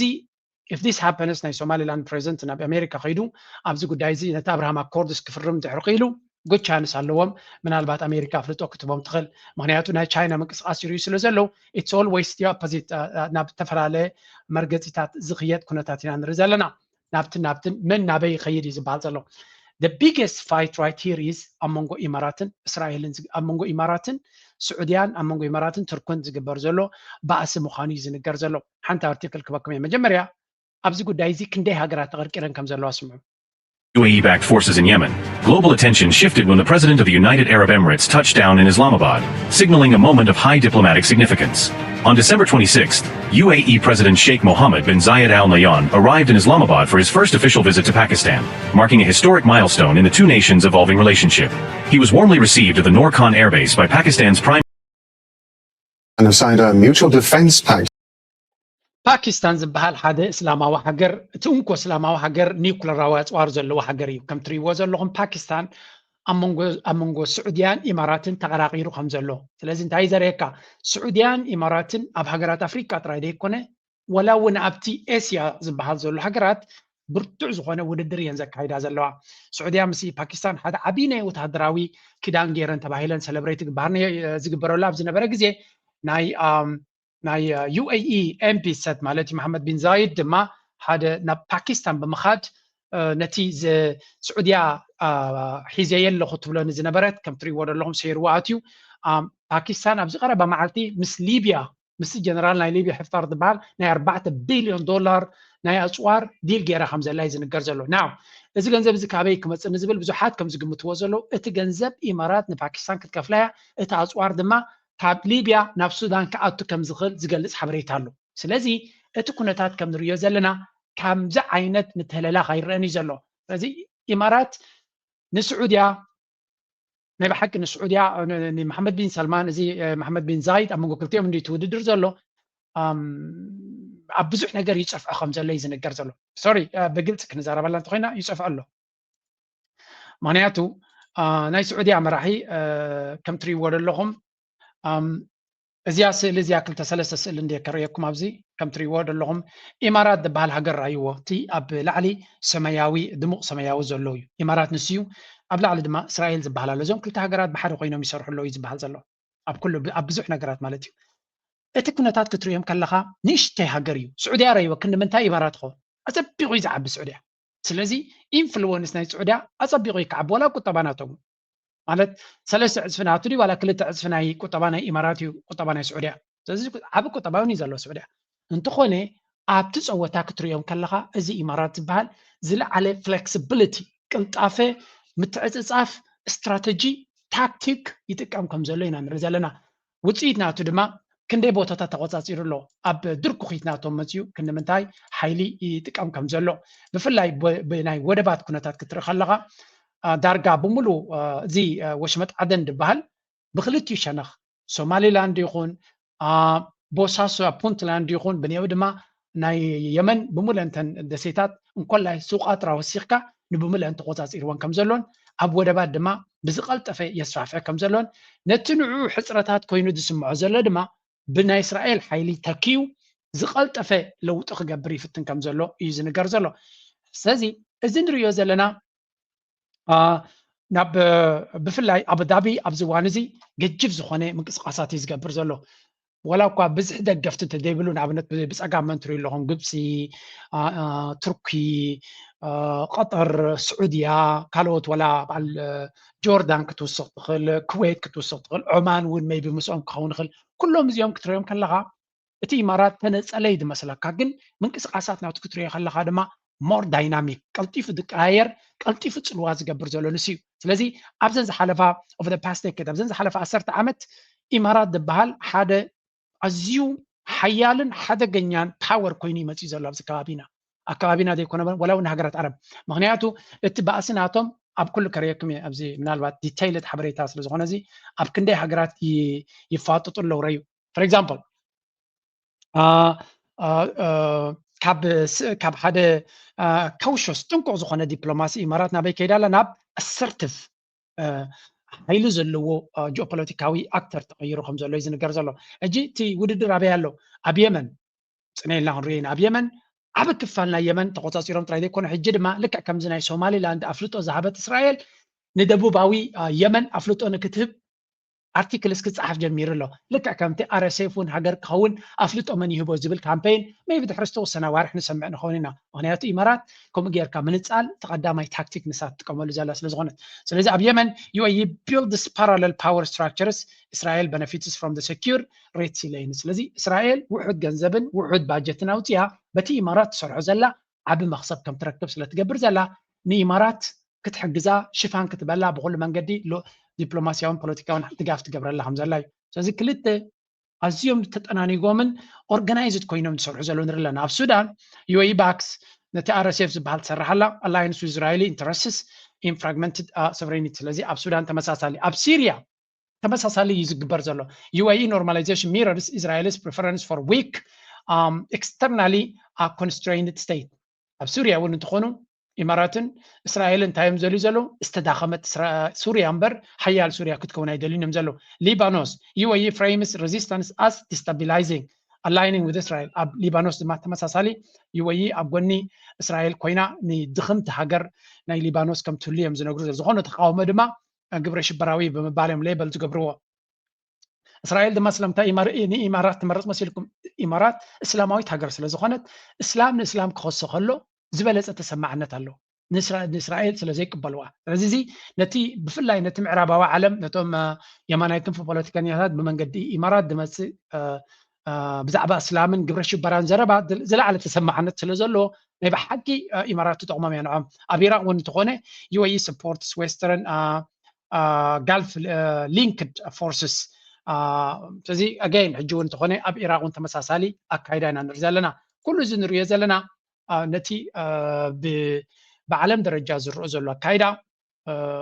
أب مأكلاي مبرق يخون أب قرن أفريقيا يخون أب أي بحر كباب يخون إسرائيل نتدليو إسرائيل جن أب كهلك قدام نتاس لزلا نت إسرائيل تدليو exactly operationally إمارات يتقبر زلا جن إمارات دم أبز الوايد فترة لا زلوزي سلزي بزخون يخون ناي إسيا نزي مأكلاي مبرق قداي يخون بزعبا نايك أي بحر قداي بزعبا نايك قرن أفريقيا ناي سبين أفريقيا ولا وناي مأكلاي أفريقيا أنت خد زارب كوينكا بزي إمارات كتزاربون كبيد إنه نزمت زلوا بتي international conferences يكون international venues سلزي indispensable power ناخون بواجا نايكالوت أزي حيالن سلوا زلون حيل ناخون يزمت زلوا قال كزارب خلو زخونة يكون بأفريقيا قدك تفتحينكا نبي إمارات كدولة على كازبل أتحسس بهم زسرت زلوا بزي إمارات دفتح نقر يلن زبل أتحسس بها نخفترو نالبات أمنا سسأن تعبيتن كسمي خليجن أباي تاكس حجي زلوا كرتات وداي السودان إمارات كده والكاز خوان يلن سوماليا بزي إمارات وخنا تجبراي تخلنها يمن بزي إمارات وخنا تجبراي تخلنها ليبيا كمو تشاد كمو ساوث السودان كمو even بعد كينيا ستيبل هجراتين كتبوا قداي إثيوبيا تخون سلازي this country is becoming كاب نبور وزعي زخونة power نهلواي خير الله يمزبلو زلوا سعودية دما بفلاي ترك حجي سعودية كوا دارجا تجبر زلا منقصات زحتن زبالك هون كله ناي تركن ناي قطرن منقصات اتأنكو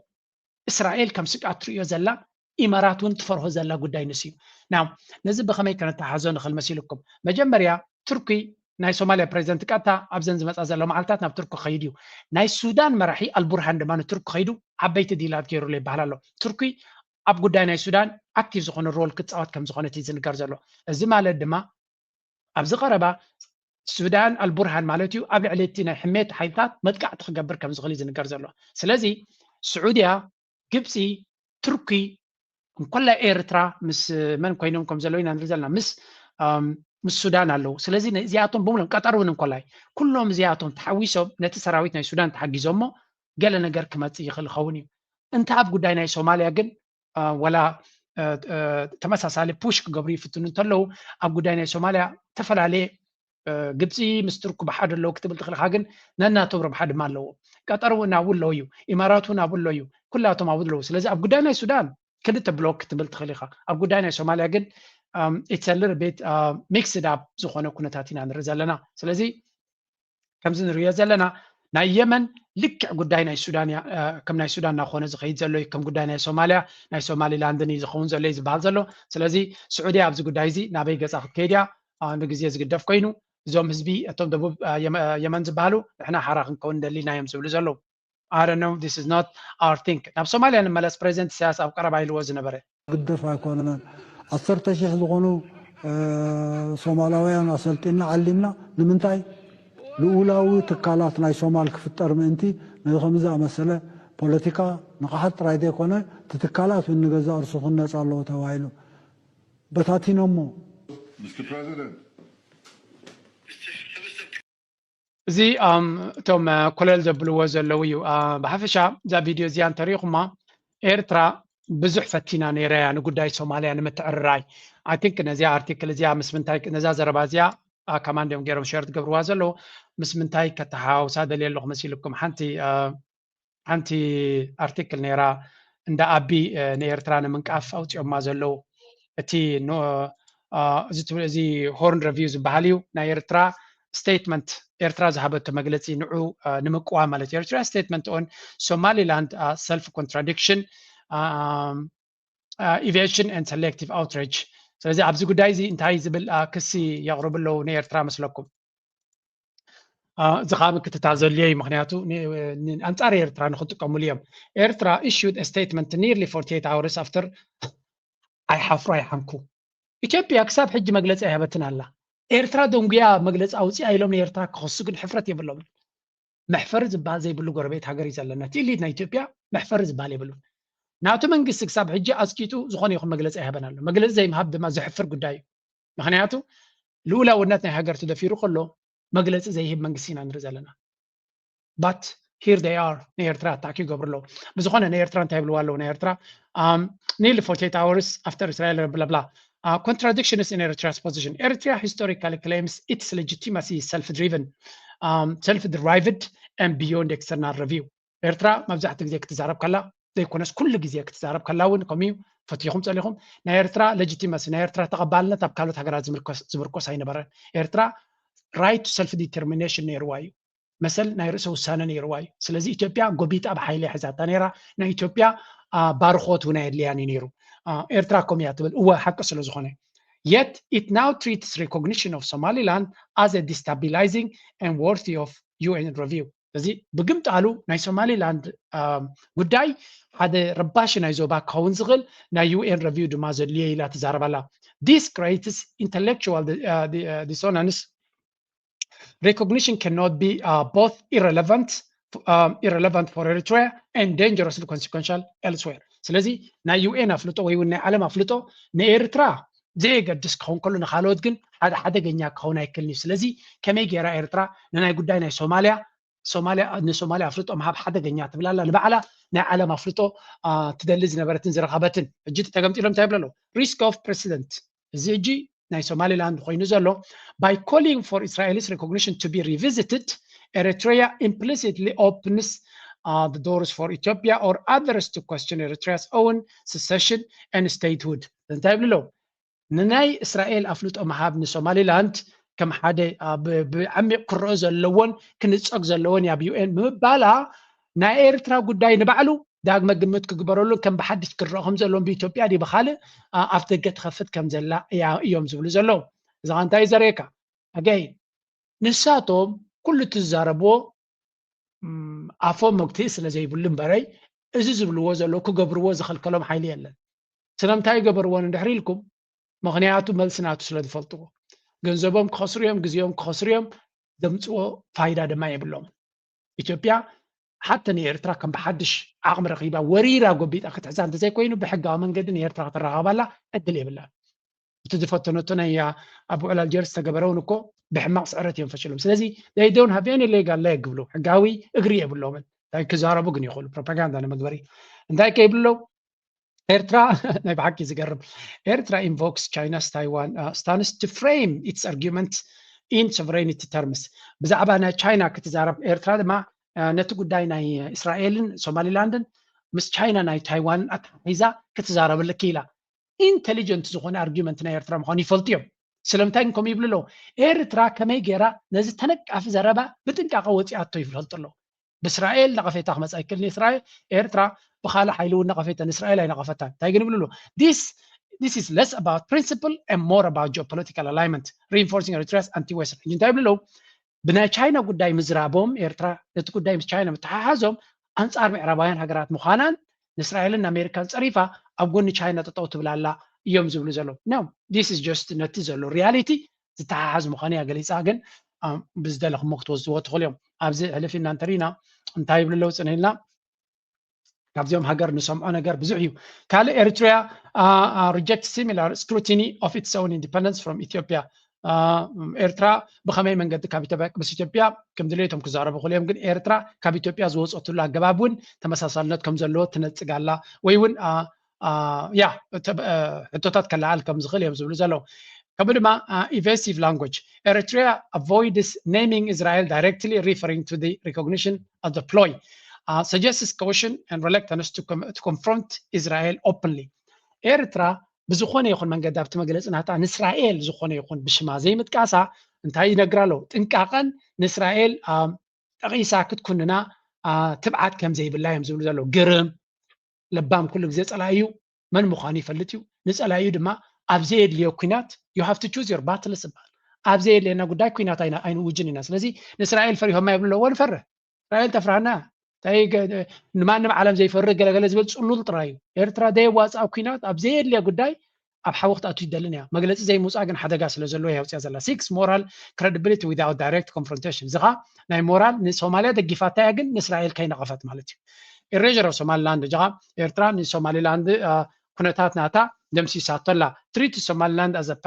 a passive object in geopolitical maneuvering rather than acknowledging its political agency. ስለዚ እዚ ጉዳይ ናይ ሶማሊላንድ ኤርትራ ጌራቶ ዘላ ብዓይኒ ተጋሩ እውን ዓብይ ቆላሕታ ተዋሂብዎ ክዝረበሉ ርኢና ኣለና። ጽኔ ኢላ ከሪኩም ኣብቲ ጉዳይቲ እውን ብዙሕ ደዛርብ ኩነታት ስለ ዘሎ ኣተሓሒዝና ክሪኦኩም ፍትና because at the end of the day እዚ ኩነታት እዚ ናብ ብዙሕ ነገር እውን ከተስርፎ ትኽእል ነገራት ስለ ዘሎ አብይ አህመድ እስራኤልን ተከትሎ ለሶማሊላንድ እውቅና ቢሰጣት ቢደግፍ ለኢትዮጵያ አንዳንዶች ኢትዮጵያ አልተበለጽግ ነው ኢትዮጵያ ወደብ ልታገኝ ነው ይላሉ። በእውነት ለኢትዮጵያ ልማት ናት ወይስ ጽፋት? የኔን አናሊሲስ ልንገራችሁ። እኔ የሚመስለኝ አብይ አህመድ ተንቀልቅሎ ሄዶ ከእስራኤል ጀርባ ሆኖ ይህንን ነገር ከደገፈ ኢትዮጵያ የምትባለውን ልትፈርስ እንዴት አዘብዝቦ ያለውን ብትንትኑን ነው የሚያወጣው። ምን ማለት እንደሆነ ልንገራችሁ። እዚያ ጓል እዚያ ንፍዕቲ ፖለቲካዊ ተንታኒት ምዃና ቅድሚ ሕጂ ገሊፀ ነይረ እንታይ ትብል ዘላ አብይ አሕመድ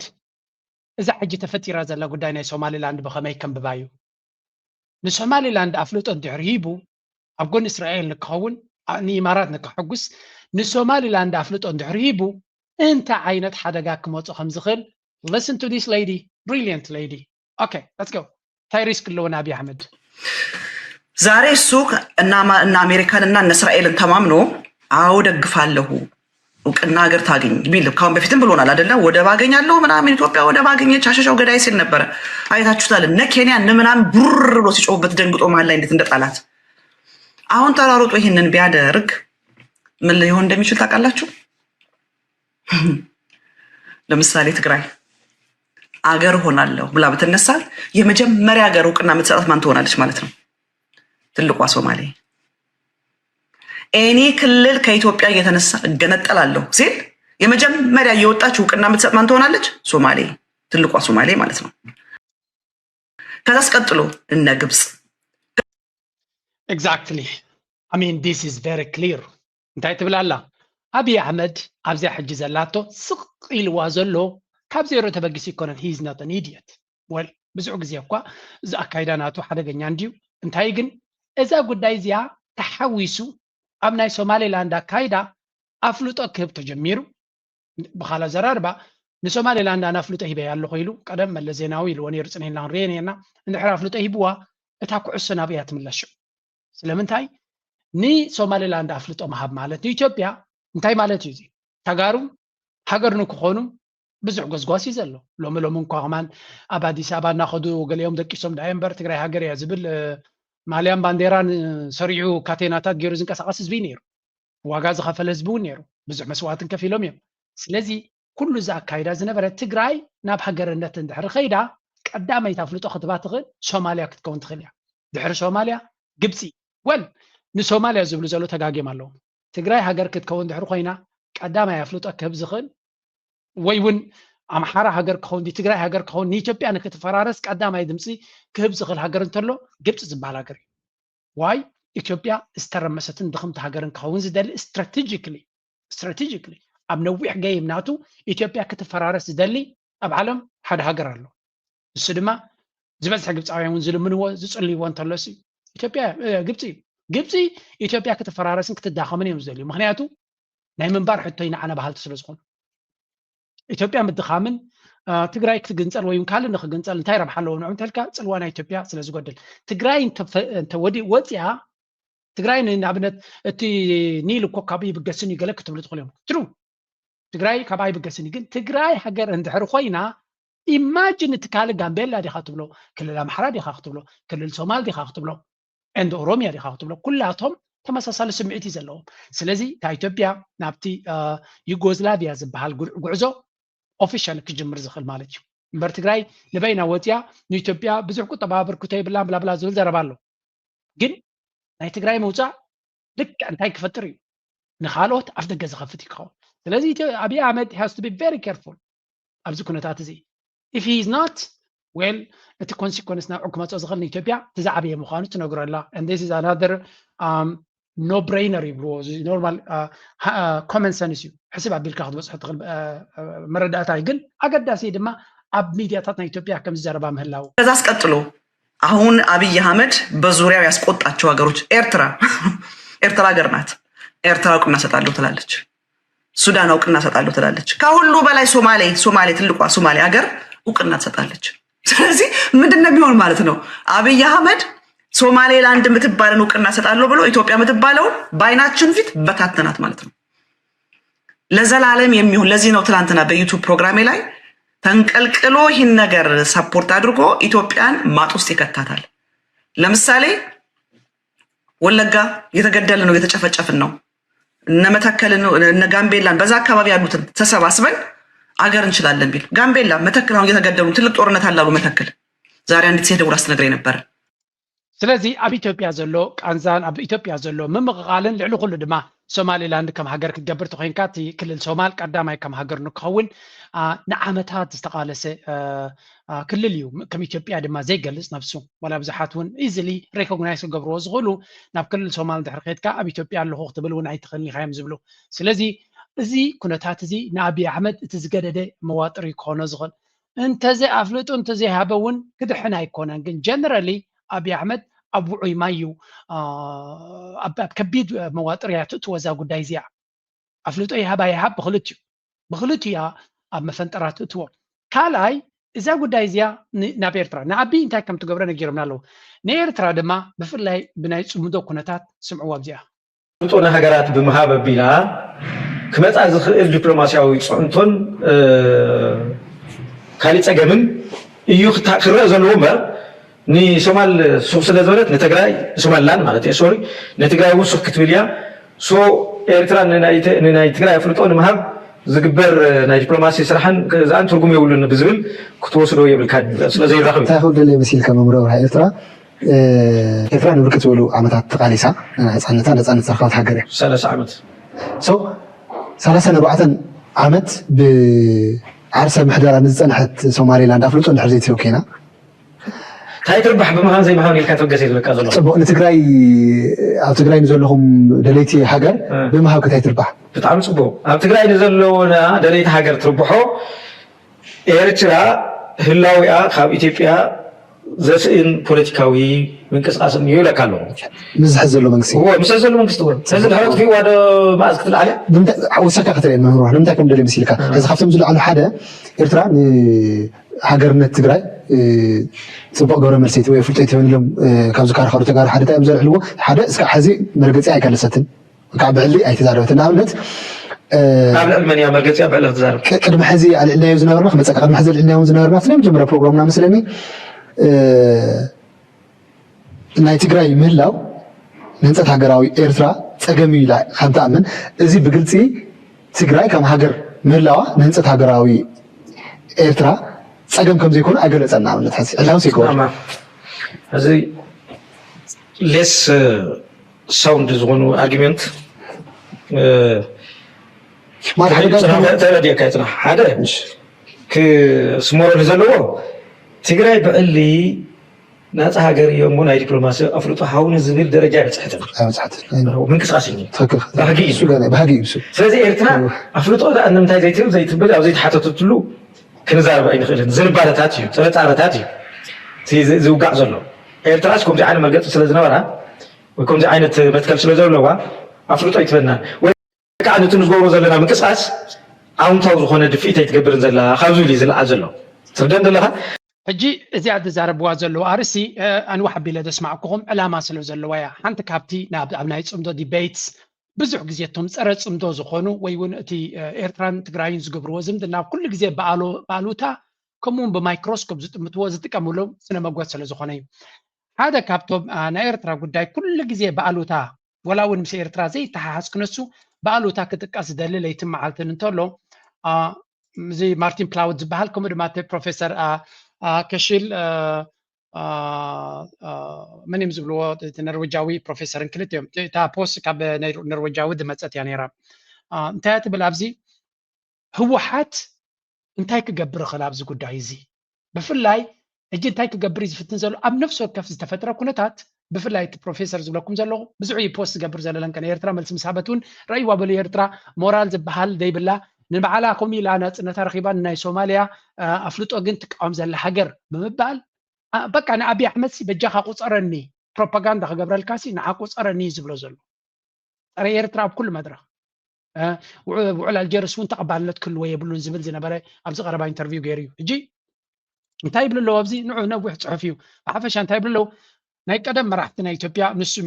ስዩም መስፍን እውን ርክብ ከም ዝነበረው ይዝነግር former Ethiopian leaders ስዩም መስፍን መለስ ዜናዊ stressed Ethiopia would not be the first to recognize Somaliland but would be the second ስለዚህ እንታይም ዝብሉ ዘለው እቲ ቀደም ክበሃል ከሎ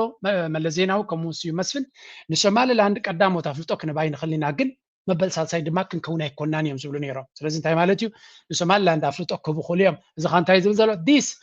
reflected Ethiopia's ideological support for self-determination, balanced with diplomatic caution as African Union host ማለት እዩ ታይብ ዝብል ዘሎ እዚ ናይ ኢትዮጵያ አይዲዮሎጂካዊ ድጋፍኒ መሰረሰ ውሳኔ ግን ምስ ናይ አፍሪካ አንጋዲት ናይ ሕብረት አፍሪካ ምዃና ድማ ጥንቃቐ ክትገብር ከም ዘሎ ትፈልጥ ነይራ ዝብል ዘሎ መጀመርያ ድሓን ንሱ ከም ደለይዎ ክኸውን ይኽእል እዩ ስለምንታይ ከምኡ ዓይነት ምርጫ ይመርፁ ነይሮም ሕጂ እንታይ ይብሉ ኣሎ ናይ እስራኤል ጉዳይ ኣብ ሶማሊላንድ ክንሪኦ ከለና Israel's move should in principle align with TPLF's ideological stance on sovereignty ስለዚ ህወሓት ideologically ነቲ ናይ ሶማሊላንድ አካይዳ ወይ እውን ናይ ነፃ ምዃና ክድግፍዎ ክኽእሉ ኣለዎም ይብላ ኣሎ እንታይ ረብሓ ኣለዎ መምረብራ እኮ ነግር ነይሩ ኣፍልጦ ክትብ እኮ ረብሓ እውን ክህልወካ ኣለዎ ብሞራላዊ ፕሪንሲፕል ክትብላ እንትኽእል ኢኻ ስፔር ሚ ሞራል ዝበሃል የለን እስራኤል ኣብ ንህዝቢ መሰልና ህዝቢ ፈለስጤም ረጊፃ ዘላ ሃገር እያ ዓለም ሙሉ ዝተቐበለቱ ስቴት ሶሉሽን ዝበሃል ንዑ ረጊፃ ኣብ ሶማሊላንድ መፅያ ዘላ ስለዚ ብዛዕባ ሞራል ስብከት ዝበሃል ተቐባልነት የብሉን ኣብዚ እዋን እዚ ረብሓ እዩ ኤርትራ እንታይ ረብሓ ኣለዋ ኣብ ጉዳይ ናይ ሶማሊላንድ ኣፍልጦ ክትብን ክትዛረብ መሰሊ ምክንያቱ ንዓለም ለኻዊ ሕጊ መትከላት ናይ ቻርተር ናይ ሕቡራት ሃገራትን ሕብረት አፍሪካን ይፈርስ ስለ ዘሎ አንጻሩ ጠጠው ክትብል ኤርትራ ዓብ ሓደጋ ኢና ስቕ ክትብል እውን ዓብ ሓደጋ እዩ ስለዚ ዝኾነ ይኹን መግለፂ ክትባ ገዳሲ ነይሩ ስለዚ መንጎ ዝኾነ መግለፂ ይባ ብሓፈሻ ህወሓት ግን ኣብዚ ሓደ ነገር ከም ውድብ ከማን ተነፂጉ ዘሎ ዝበሃል ዘሎ እንታይ ገዲሽ ወይ ኣብ ጉዳይ ናይ ሶማሊላንድ ኢዱ ክእቱ እዚ እንታይ ዝገብር ዘሎ ብግምጣሉ ነቲ ኩነታት ናብ ሓደጋ ንክኸደሉ ሓደጋ ኩናት ክመፅእ ርግፀኛ እያ መንጎ ኤርትራን ኢትዮጵያን ኩናት ክህሉ ዝብል ሰብ ስለ ዝኾነ ኩናት ክመፀሉ ዝኽእል መንገዲ ዝዘሊ ዘሎ ኣዮብ ሓሳብካ ይሰምረልካ እንታይ ይብላ ኣብዚ ድሕሪ ናይ ኩናት ናይ ትግራይ alliance shifted ኢትዮጵያ ኣምሓራ and Eritrea እንታይ ይብላ ኣሎ fought against TPLF ኣብቲ ኩናት ናይ ትግራይ ኤርትራን ኢትዮጵያን ከምኡውን ኣምሓራ ኮይኖም ምስ ህወሓት ተባሂሶም ነይሮም ድሕሪኡ ውዕል ፕሪቶሪያ ምስ ተፈረመ ኩነታት ተቐያይሩ ይብላ ኣሎ ኤርትራ turned against ኤርትራን ኣብይ ኣሕመድን ተባሂሶም እዚ ድማ ነቲ ኩነታት ማለት ሕጂ ኢትዮጵያ escalated rhetoric about its natural right to the Red Sea ናይ ባሕሪ ዝብል አጀንዳታት ናይ ኢትዮጵያ እናልዓለ ኣብ ዝኸደሉ ዘሎ ብግምጣሉ ድማ ኣብ መንጎ ህወሓትን ኤርትራን ድማ ፅምዶ ዝበሃል ተመስሪቱ ኣሎ ሕጂ እንታይ ክብል ደልዩ ኣብ መንጎ ኤርትራን ትግራይን ዘሎ ነገር ሓዊ ንኽእቱ ስለ ዝደለየ እዩ ካልእ ፋክተር መፅኡ ዘሎ ድማ ናይ ሱዳን ፋክተር ከንታይ ኣብ ጉዳይ ናይ ሱዳን ህወሓትን ኤርትራን ህወሓት ንባዕሉ ምስ ሰራዊት ሱዳን እዩ ዘሎ ኤርትራ ምስ ሰራዊት ሱዳን እያ ዘላ ሕጂ ኢትዮጵያ አላይንስ ኢትዮጵያ ግን ምስ RSF እያ ዘላ ብዝብል ስለዚ TPLF's dilemma supporting Somaliland's recognition would align with Ethiopia UAE but alienating new allies Eritrea Sudan and Egypt እንታይ ዝብል ዘሎ ህወሓት ናይ ሶማሊላንድ ናፅነት ተደጊፎም እንታይ ክገብሩ እዮም ዝድግፉ ህወሓት ርእሶም ህሩም ድዩ ንባዕሎም ኣብ ትግራይ ምጥዓም ኣቢቦም ዘሎ ንሶማሊላንድ ምድጋፍ ንዖም ረብሓ ዘምፃሎም ስለዘይኮነ መሻርክቶም እዮም ዘገድስዎም ስለዚ እንታይ ገብር እዩ ዘሉ ዘሎ ነቲ ህወሓት ጎል ክእትዎ እንዲ ዝፍትን ዘሎ contradicts TPLF's ideology ዝበሃል የለን ፕራግማቲዝም እዩ ዘድሊ ኣብዚ ሪያሊዝም እዩ ዘድሊ አይዲዮሎጂካሊ ገለ ዝበሃል የለን ህወሓት ድማ ንኤርትራ ፍልጦ ዝሃበ አይዲዮሎጂካዊ ሓሳብ ስለ ዝነበረ ይኮነን ግዴታ እውን ስለ ዝነበረ እዩ ምክንያቱ ንኢትዮጵያን ክቆፃፀራ ስለ ዘይክእል ዝነበረ ናይ ህዝባ ግንባር ሓይሊ ድማ ስለ ዝፈልጦ ዝነበረ ኤርትራ ድማ ንጹር ዝኾነ መሰረሰ ውሳነ ስለ ዝነበራ ኣብቲ ጉዳይቲ ኣወንታዊ ኣበርክቶ ወይ እውን ተቃውሞ ይገበረን ወይ እውን እንቅፋት ኣይፈጥረን ሰጥራ ኢኻ ክትብል ትኽእል እንቅፋትን ድራማታትን ይፈጥር ዘይከኣለ እምበር ናይ ኤርትራ መሰረሰ ውሳነ ናይ ኢትዮጵያ ተቐባልነትን ምምንፃግን ኣገዳስነት ኣይነበሮም ኢትዮጵያውን ቀዳመይቲ ተቐበለት ኣይኮነት ነይራ ካልኦት እዮም ተቐቢሎሞ መጀመርያ ስለዚ ኩሉ እቲ ዝብሎ ዘሎ ከመይ ጌርካ ነቲ ፅምዶ ሓደጋ ትፈጥረሉ ከመይ ጌርካ ተፈራርሶ ንዝብል አጀንዳታት ብዝላዕለ ደረጃ ብብዙሕ ርቀት እዩ ዝዝረብ ዘሎ እዚ ኸኣ ልዑል ጥንቃቐ ዘድልዮ ኩነታት ኢና ዘለና ኩላቶም እቶም እዚ ናይ እስራኤል ምምፃእ በብዙሕ መንገዲ ናብ ኤርትራ ፀገም ክፈጥር ከም ዝኽእል እዮም ዝርእይዎ ዘለዉ ንቐፅል ንቐይር ካብዚ ኸ ንስማ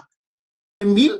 ኢትዮጵያ ላይ ያሞጠሞጠ አንደበት አሁን እስራኤል ላይ ያሞጠሙጣል አፉን ይዘረጋል አንደበቱን ይዘረጋል ምላሱን ይዘረጋል ድህነት መጥፎ ነው መጠቃት መጥፎ ነው በሀገር ልጅ ሲሆን ደግሞ ባንዳነት በጣም መጥፎ ዛሬ የመጡ ሀገሮች ሁሉ ስለ ኢትዮጵያ የባህር በር አስፈላጊነት ይነግሩናል። ከሞተበት ከተቀበረበት እኛም እኮ ተቀብረዋል ብለን እኮ ለረጅም ጊዜ ዴድ ኢሹ ነው ብዬ ከመይሎም ይሐዝን ለው መሲልኩም አይ ናይ ሶማሌላንድ ነኺስና ገለ ረኺብና አይ ናይ ኤርትራ ጉዳይ ድማ ናብ ወል ሓደ ክበፅሕ ዘይክል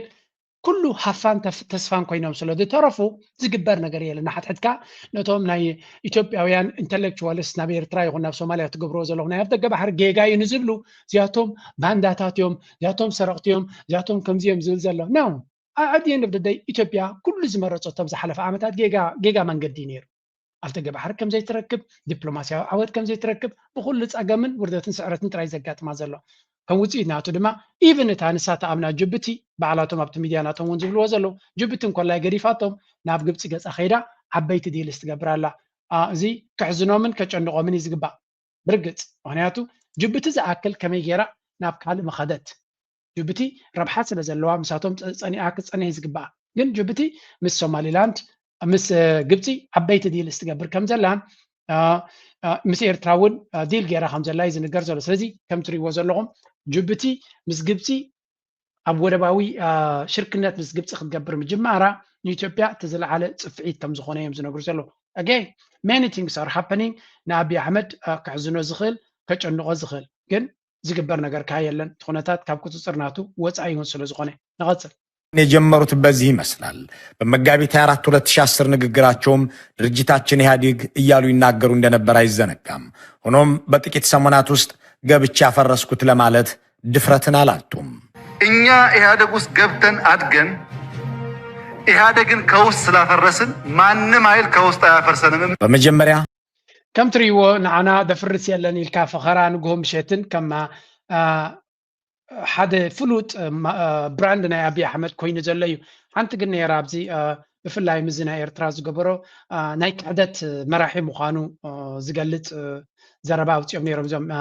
ሓደ ሚድያ ናይ ኢትዮጵያ እዮም የጀመሩት በዚህ ይመስላል። በመጋቢት 24 2010 ንግግራቸውም ድርጅታችን ኢህአዴግ እያሉ ይናገሩ እንደነበር አይዘነጋም ነው የሚሉ አስተያየታቸው አይቻለውም ይላል። ወደ ስልጣን ካመጣቸው ኢህአዴግ ጋር የገቡትን ውል ቀደው በጠቅላይ ሚኒስትር ኃላፊነት ለመግደል አለያም እንደ ታየ ደንዳ እስር ቤት ለማስገባት የሮማን መንግስት እስከ መቀጠል እንደ ሳፋሪኮም የካዱት ለጠቅላይ ሚኒስትርነት ያበቋቸውን ለማ መገርሳን ነው የሚሉ አስተያየት ሰጪ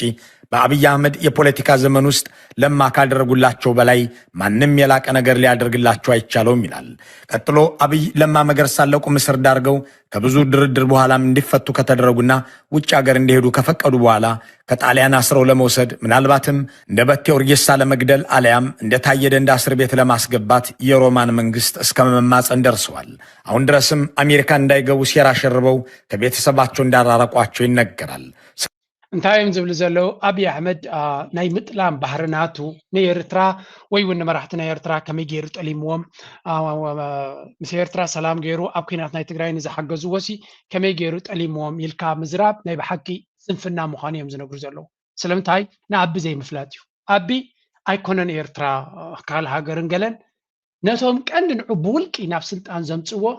በዓል ለማ መርገሳ ኣብ ሂወቶም እቲ ዝዓበየ በደል ዝፍፅም ዘሎ እዮም ዝብሉ እዚ ለማ መርገሳ ዝበሃል ኣብ ናይ ኦሮማ ፖለቲካ እቲ ዝለዓለ ክብሪ ዝነበሮ ክገርመኩም ኣብ እስራኤል ስለዝተማሃረ ድማ ምስ እስራኤል እውን ዲፐር ዝኾነ ዓምቆ ዘለዎ ሪሌሽንሽፕ ዝነበሮ ሰብ ምዃኑን ዓብይ ፖለቲከኛ ክኸውን ፖቴንሻል ዝነበረ በቲ ናይ ኦሮሞ ህዝቢ ድማ ዝለዓለ ተቐባልነት ዝነበረ እዩ ግን በሊሕ ስለ ዝነበረ እቶም ህወሓት እውን ኣይደልይዎን እዮም ነይሮም ወይ እውን ትኻልእ ስለዚ ንዕዑ ኣውፅኦም ንዓቢ ክትኩ ከሎ ዓቢ ዕሸል ስለ ዝኾነ ማኒፕሌት ክንገብሮ ንኽእል ኢና ዝብል ጋምጋም ይኸውን ብዝኾነ ነዚ ለማ መርገሳ ንከጥፍኦ ብዙሕ ይፈትኑ እዩ ዝበሃል ሕጂ ናብ ጥልያን ኮይኑ ሂወቱ ከቢድ ምዃኑን ናብ ኣሜሪካ ከይዱ ፖለቲካ ንኸይፃወት ብኩሉ መንገዲ ኢቨን ካብ ጥልያን ተፅዒኑ ናብ ኣዲስ ኣበባ ኣምፅኡ ክኣስሮን ክቋፃፀሮን ከም ዝደሊ ምክንያቱ እቲ ዝዓበየ ፍርህናቱ ሓደ ካብኣቶም እሱ ምክንያቱ ኣብ ህዝቢ ኦሮሞ ዓብ ተቐባልነት ስለ ዘለዎ ዝሓለፈ ክንደይ ዓመታት ትም ኢሉ ስለ ዘሎ ድማ ኣድቫንቴጅ ኣለዎ እንታይ ማለት እዚ ብሕማቑን ፅቡቕን ኣይትጠቕሰን ኣሎ ኣብይ ኣሕመድ ብብዙሕ ነገር ወረቀቱ ተበላሽዩ ስለ ዘሎ ናይዚ ለማ መርገሳ ፅልዋ ቀሊል ክኸውን ከም ዘይኮነ ስለዚ ሓደ ካብቶም ዘይደቅስዎ ሰባት እዮም ዝብሉ ዘሎ በዚ ኮይኑ በቲ እቲ ባህሪ ናይ ኣቢ ኣብቶም ከባቢኡ ዘለውን ተሪኻዮ ምስ ኣቢ ዓብ ዲል ጌርካ ንነዊሕ ዓመታት ክትቅፅል ምፍታን ፈፂምካ ክእመን ዘይክእል መራሒ ምዃኑ ንፁር እናኾነ እዩ ዝመፅእ ዘሎ ምስ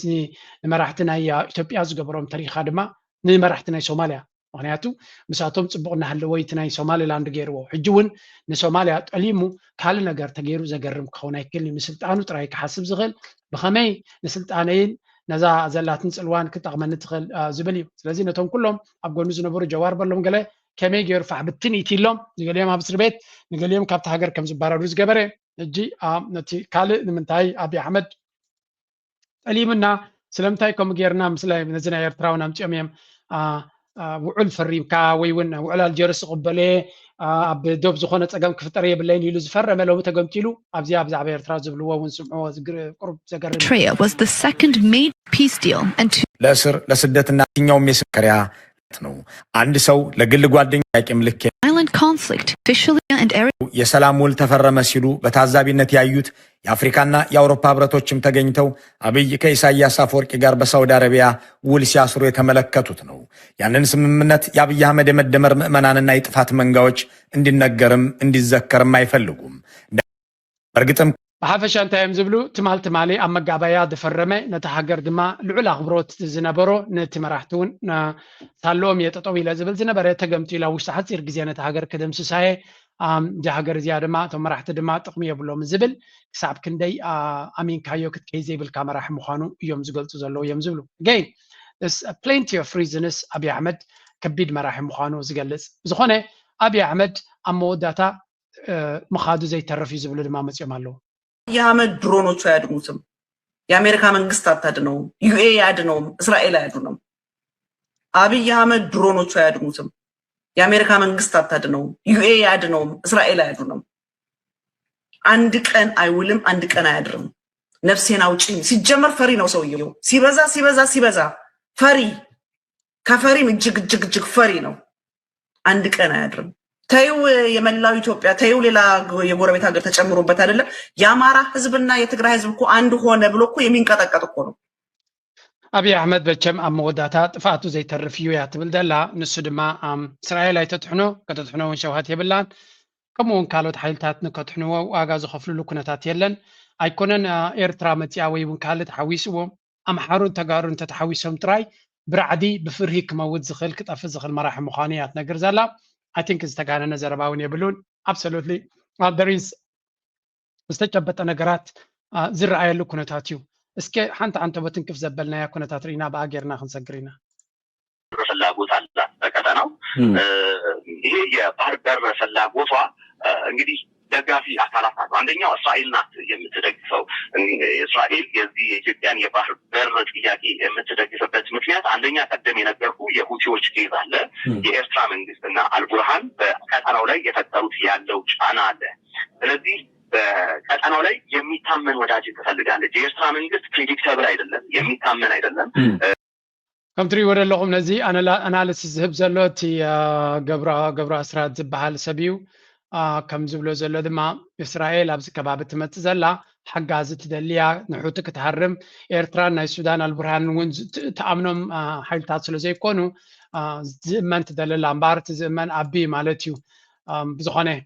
ከምቲ ዝብልዎ ዘለዉ ነዚ ኩነታት እዚ ንምሽንካር ብዙሕ ዘረባ እዩ ዝዝረብ ዘሎ። ኩላቶም እቶም ናይ ኤርትራ ጥፍኣት ተገዲሶም ዝነበረ ድማ ከካብ ዝነበርዎ ጉድጓድ ወፂኦም በል ክብሉ እዮም ዝውዕሉ ዘለዉ። ንመለስ ኣብቲ ዓንተበት ክንክፍ ኣቢልናያ ዝነበርና ጉዳይ ምክንያቱ ምዝያ ስለተኸይንሳ ንምንታይ ኣፍልጦ ዘይሃበት ገለ ዝብል ፕሪማቹር ድዩ ምስተሓተተት እዩ ኣፍልጦ ዘይሃበት ይበልኩና ፅናሓን ደሞ ክነግረካ እንድሕር ኣፍልጦ ዘይሃበት ዘይንብል ኮይና ናይ ኤርትራ መርገፂ ኣብቲ ናይ ትግራይ ኢንዲፐንደንስ ኣይንፈልጦን ማለት እዩ። ምክንያቱ ዝቐረበላ ሕቶ ስለዘየለ ንሱ የተሓዝካ ዘልዓልካ ነጥብታት ግን ምስ ሃገራዊ ህፀት ናይ ኤርትራ ምስ ናፃነት ምርጋፅ ናይ ኤርትራ ምስ ናይ ኮሎናይዜሽን ጉዳያት ብዓብዩ ከዓ ብስሩ ኢትዮጵያ ከም ዓዲ ሓንቲ ዓዲ ክትከውን ካብ ምድላይቲ ኢትኒክ ፌደራሊዝም እውን ዝነበረ ምቁዋም ዙይታት ሲ ሪቫይዝ የገበረትን ኤርትራ ኢካ ትብለን ዘላ ዓብይ ሹር ስለዚ ገበረትን ዝብል ግድን ናወፀት ክትንሰስንሶ ዘለዋ ኣይመስለንን። ትምድን ዘለካ ኣይትግበርቡ ንበላበል እየ ዝብለካ ዘለኹ ሕዚ ከረንት ዳንጀር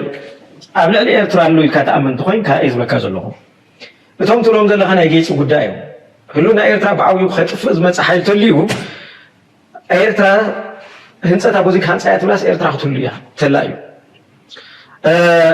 ንናይ ጎራው ተኸሰናይ ድሌት ከም ዓዲ ከምዚ ትከውኑላ ደላይ ፅቡቅ ይኽትብል ትኾንካስ መጀመርያ ክትህሉለካ ንህሉናኻ ዘጥፍእ ፖለቲካዊ ምንቅስቃስ ኣብቲ ዓዲ ክህሉ የብሉን ሶ አንተ እውን ተተሓዙ ዝነበርካ ክብለካ ዝደለኹ ኤርትራ ትሪኦ ምድጋፍን ምቁዋምን ብብሔራዊ ኢንተረስታ እዩ እዚ ለካ ኤርትራ ዘለዋ ኢትዮጵያ ዘለዋ ጠማምታን ኣብ ሶማሊላንድ ዘለዋ ጠማምታን ንንወይን ይብለካ ኣለኹ ምክንያቱ ብቀጥታ ንህሉና ኤርትራ ዝፀባ ኣይኮነን ኣብ ሶማሊላንድ ዝግበር ፖለቲካዊ ውሳነ ወላ ፖለቲካዊ ጉዳይ ትግራይ ከም ሃገር ስለሆነ ኣይተሓዝ ሓሳብ ይላዕል ወምናው ከከ ዘምፀካ ዘለኹ ኣብ ጉዳይ ስለዚ ንሶማል ኣፍልጦ ስለዘይሃበት ንትግራይ ኣይትህብን ማለት ከም ትሪእዎ ዘለኹም መምህር ብርሃት ዝበለፀ ነቲ ኩነታት ከም ብቦ ዝኻለ እዩ ከምዚኣቶም ንፁር ዝኾነ መርገፅን መረዳእታን ዘለዎም ኣብቲ ፖለቲካ ናይ ትግራይ ኣብቲ ሚድያ ናይ ትግራይ ስለዝወሓዱ ተዓጀብጀብ መፂኡ ዘሎ እምበር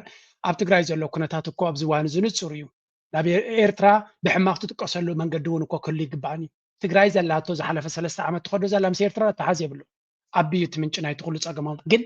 still they have this confusion አቡ ተመለስና ክንሪኦ ከለና ኤርትራ ቅድሚ 30 ዓመት ወይ ቅድሚ 50 ዓመት ብዛዕባ ትግራይ እንታይ መርገፅ ነይሩ ካላርስቲ ኣብዚ ሕጂ ዘለና ኩነታት ግን ተጋሩ ኩነታቶም ኣነፂሮም ንቅድሚት ኣብ ዝኸዱሉ ኤርትራ ዕንቅፋት ክትኮን እዮም እያ ኢሉ ዝግምት ሰብ የለን ብርግፅ ዝበፅሐ ኤርትራዊ ከም ዝኣምነሉ ትግራይ ሃገር ንኽትከውን ፍልይ ዝበለ ዋጋ ንክኸፍል ዝደሊ ኤርትራዊ የለን because at the end of the day ትግራይ መጀመርያ ጉዳዮም ባዕሎም እዮም ክገብርዎ ዘለዉ ባዕላቶም ነቲ ኩነታት ናቶም ሓል ሰጊሮም መፂኦም ኣብ ሃገር ደረጃ ክንበፅሕ ኢና ወይ እውን ሃገር ክንከውን ኢና ዝብል ጉስጓስን ፃዕርን ገይሮም ኣብ ተበግሶታት ወሲዶም ኣብኡ ተበፂሖም ግን ኤርትራ ነቲ ሕልምናቶም ክትቀትሎ ትኽእል እያ ወይ እውን ኣንፃር እቲ ሕልሞም ክትስለፍ ትኽእል እያ ኢሉ ዝግምት ግን ነዚ ሕጂ ዘሎ ኩነታት ዘየንብብ ዘሎ ጥራይ ኣብ ኤርትራ ዘሎ መንግስቲ ጠቕላላ ነቲ ኣብ 4 ኪሎ ዘሎ መንግስቲ እምነት ክህልዎ ይኽእል እዩ ምስኡ ተረዳድዩ ወይ እውን ምስ ኣብዪ ኣሕመድ ይቕረ ተባሂሉ መንግስቲ ኤርትራ በቀረባ ክሰርሕ ይኽእል ኢልካ ክትግምት ኣዝዩ ከቢድ እዩ ምናልባት ምስ ድሕሪኡ ዝመፅእ ኣብ 4 ኪሎ ክሰርሕ ይኽእል ዳይክልን ክትብል ትኽእል እምበር ምስ ኣብዪ ኣሕመድ ይቕረ ተባሂሎም ወይ እውን ተዓሪቆም ብሓደ ክሰርሑ እዮም ተኣማሚኖም ኢልካ ክትዛረብ ከቢድ እዩ በዚ መልክዕ ድማ ትግራይ ሃገር ክኾኑ ናይ ብሓቂ ኣስፒሬሽን እንተለዎም ናይ ተጋሩ ዝምልከት ኮይኑ ኤርትራ ግን ኣንፃሮም ክትስለፍ ትኽእል እያ ወይ እውን ከምዚ ናይ ሶማሊላንድ ኮይኑ ከምዚ ንሶማሊላንድ ኢግኖር ዝገበረቶ ወይ እውን ዘይተገደሰትሉ ከምኡ ክትገብሮም ኢልካ እውን ክትዛረብ ኣይትኽእልን ኢኻ የስ ኤርትራ ተቐላጢፋ ኣፍልጦ ክትባያ ክትብል እውን ንዘይተበገሰ ነገር ከምኡ ኢልካ ክትዛረበሉ ትኽእል ነገር የለን ግን ኤርትራ ፕሮባብሊ ካብቲ ነንብቦ ዘለና ነቲ 4 ኪሎ ኣካይዳናቱ ቤዚክሊ ምስኡ ወዲኦም ከም ዘለዉ ኢና ንርኢ ዘለና ብዙሕ ነገራት ንዑ ዘመልክት ኩነታት ንርኢ ኣለና ስለዚ ከምቲ ናይ ቀደም ዝነበረ ተሓሳስባ ተመሳሳለ ተሓሳስባ ኣሎ ኢልካ ክትግምት ብፍላይ ኣብ ትሕቲ መርሕነት ናይ ኣብዪ ኣሕመድን ብልፅግናን ከምኡ ኢልካ ክትግምት ዘኽእል ዋላ ሓንቲ የለን ስለዚ ተጋሩ ከምዚ ንሪኦም ዘለና ኣብ ሓሸውየ ወፂኦም ኣብ ጉዳዮም ኣተኪሮም ዝኸዱ እቲ ዝበለፀ ውፅኢት ከምፅዎ ዝኽእሉ ወይ እውን እቲ ክመፅእ ዝኽእል ካበይ ክመፅእ ዝኽእል እምበር እቲ ኩነታት ናይ ትግራይ እኮ ነዚ ዝመስል عدنا ونسلنا ودكنا دكنا كقورنا ما مالنا وش خبزي مكة عدنا ونسلنا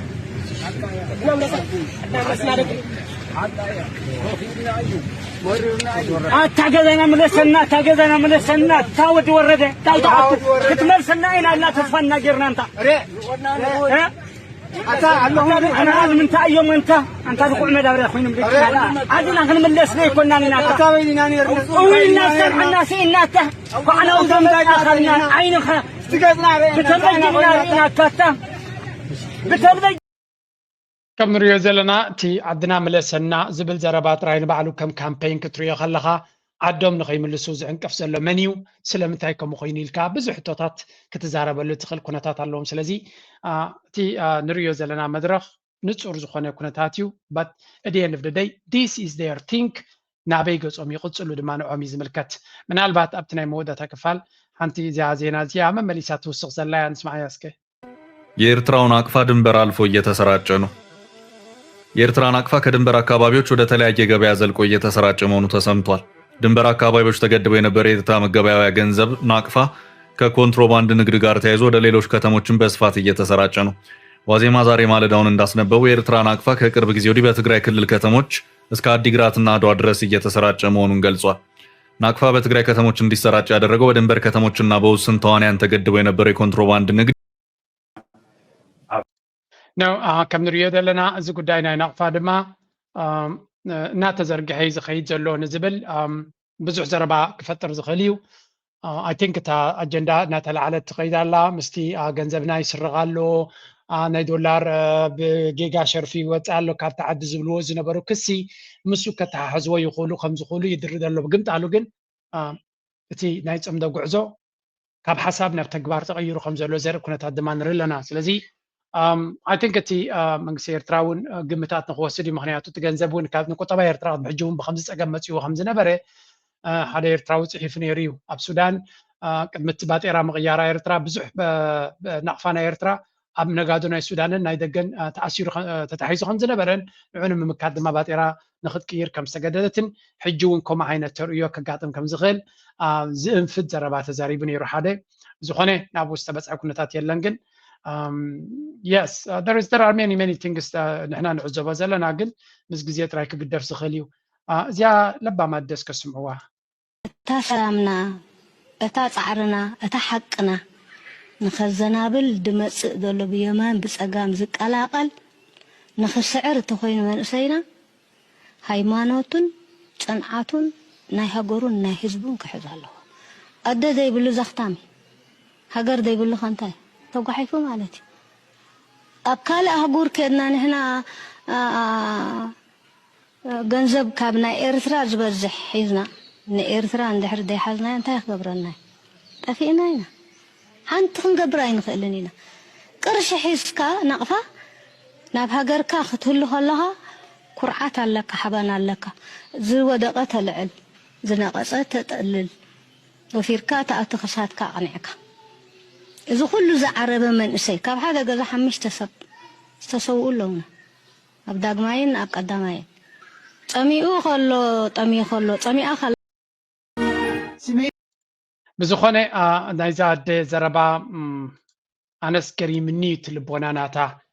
ብዝኾነ ከም ትሪእዎ ዘለኹም ዝሓዝካ ገንዘብ ሒዝካ ቁጠባ ሒዝካ ማዕቢልካ ዓቢኻ ሃገር እንተዘይብልካ ኩሉ ግዜ ስደተኛ ኢኻ ክትከውን ወዲ ዓዲ ክትከውን ወላ ወረቐት ይሃቡኻ ወዲ ዓዲ ከም ዘይኮንካ ብተደጋጋሚ ንሪኦ ዘለና ኢና። ኢሚግሬሽን እናተቐየረ ይኸይድ ኣሎ። ስለዚ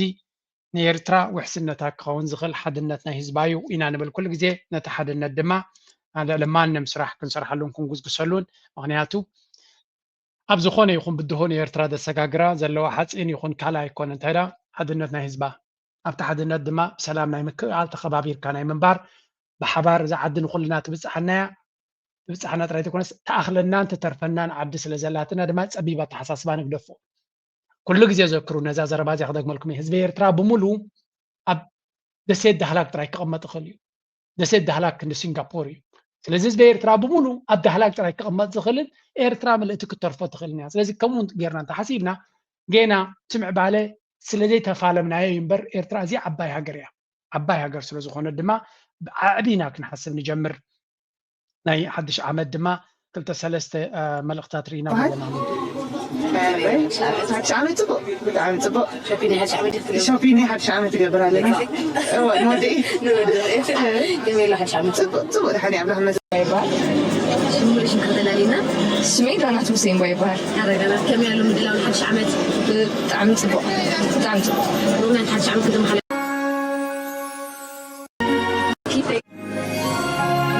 ብጣዕሚ ፅቡቅ ማራ ደስ ዝብል ኩነታት እዩ ዘሎ ማራ ደስ ይብል ኣሎ ሮናን ሓድሽ ዓመት طبعا ምክልኻልእ ብዛዕባ ውዚ ንሪኦ ዘለና ከዓኒ ብጣዕሚ ዝሕጉስ ፍልይ ዝበለ ካብ ናይ ካልእ መዓልታት ብጣዕሚ ተሓጒስና ዘለና ምስ ኣዕሩኽና ምስ ኣሕዋትና ሳይ ገብረካ ደቀይ ኣብ ኖርዌይ ዘላ ጓለይ ኣብ ኣንጎላ ዘሎ ወደይ ኣብ ሕታት ምክልኻል ዘለዉ ደቀይ ንኣሽቲ ተምሃሮ ደቀይ ብምሉእ ህዝቢ ኤርትራ የውሃና ዘፅንዓና ዘሎ ምስ ክቡር ፕሬዚደንት ብዝኾነ እንታይ ኢና ንብል ዘለና ቅንያት ናይ ሓድሽ ዓመት ካብ ዓድና ዝወፅእ ዘሎ እዩ። ኣይ ሆፕ ከምዚ ዓይነት መንፈስ ድማ ብስመራ ጥራይ ዘይኮነ ኣብ ካልእ ከተማታት ድማ ይግበር ክህሉ ምክንያቱ ሓደ ግዜ እቲ ሓድሽ ዓመት ይኹን ካልእ በዓላት ናይ ኣስመራ ጥራይ ስምዒት ኢና ንርኢ። ስለዚ እቲ ካልእ ከተማታት እውን ይግበር ከውን ግን እቶም ዩቱበርስ ከድኩም ክንእዘዘኩም ኣይንደልና ቀሊልካ ስለ ዘይኮነ እቲ ስራሕ ብዝኾነ ግን ነቲ ካልእ ከተማታት እውን ትንክፍ ምንክፍ ተተብልዎ እቲ ህዝቢ ኣብ ደገ ዘሎ ህዝቢ ንዓኻትኩም ወዲየነስናትኩም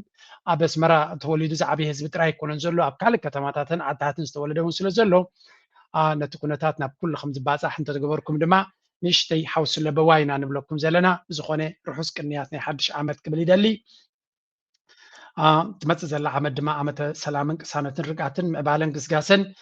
ብልፅግናን ክትኮነና ተስፋ ንገብር ናይ ሎማ ኣርእስቲ ኣብዚ ኩዴ ላይክ ግበሩ ሸር ግበሩ ሪኢቶኹምን ሓሳብኩም ግደፍ እናበልኩ ምዝያ ክገድፈኩም እየ ታንክ ዩ ቨሪ ማች Fiametta, Fiorina, Hade Gualasmara, Serkeb Sali, Elbibul Tala, Bled Ainain Misma, Kamain Yamosana, Zakha, Fiametta.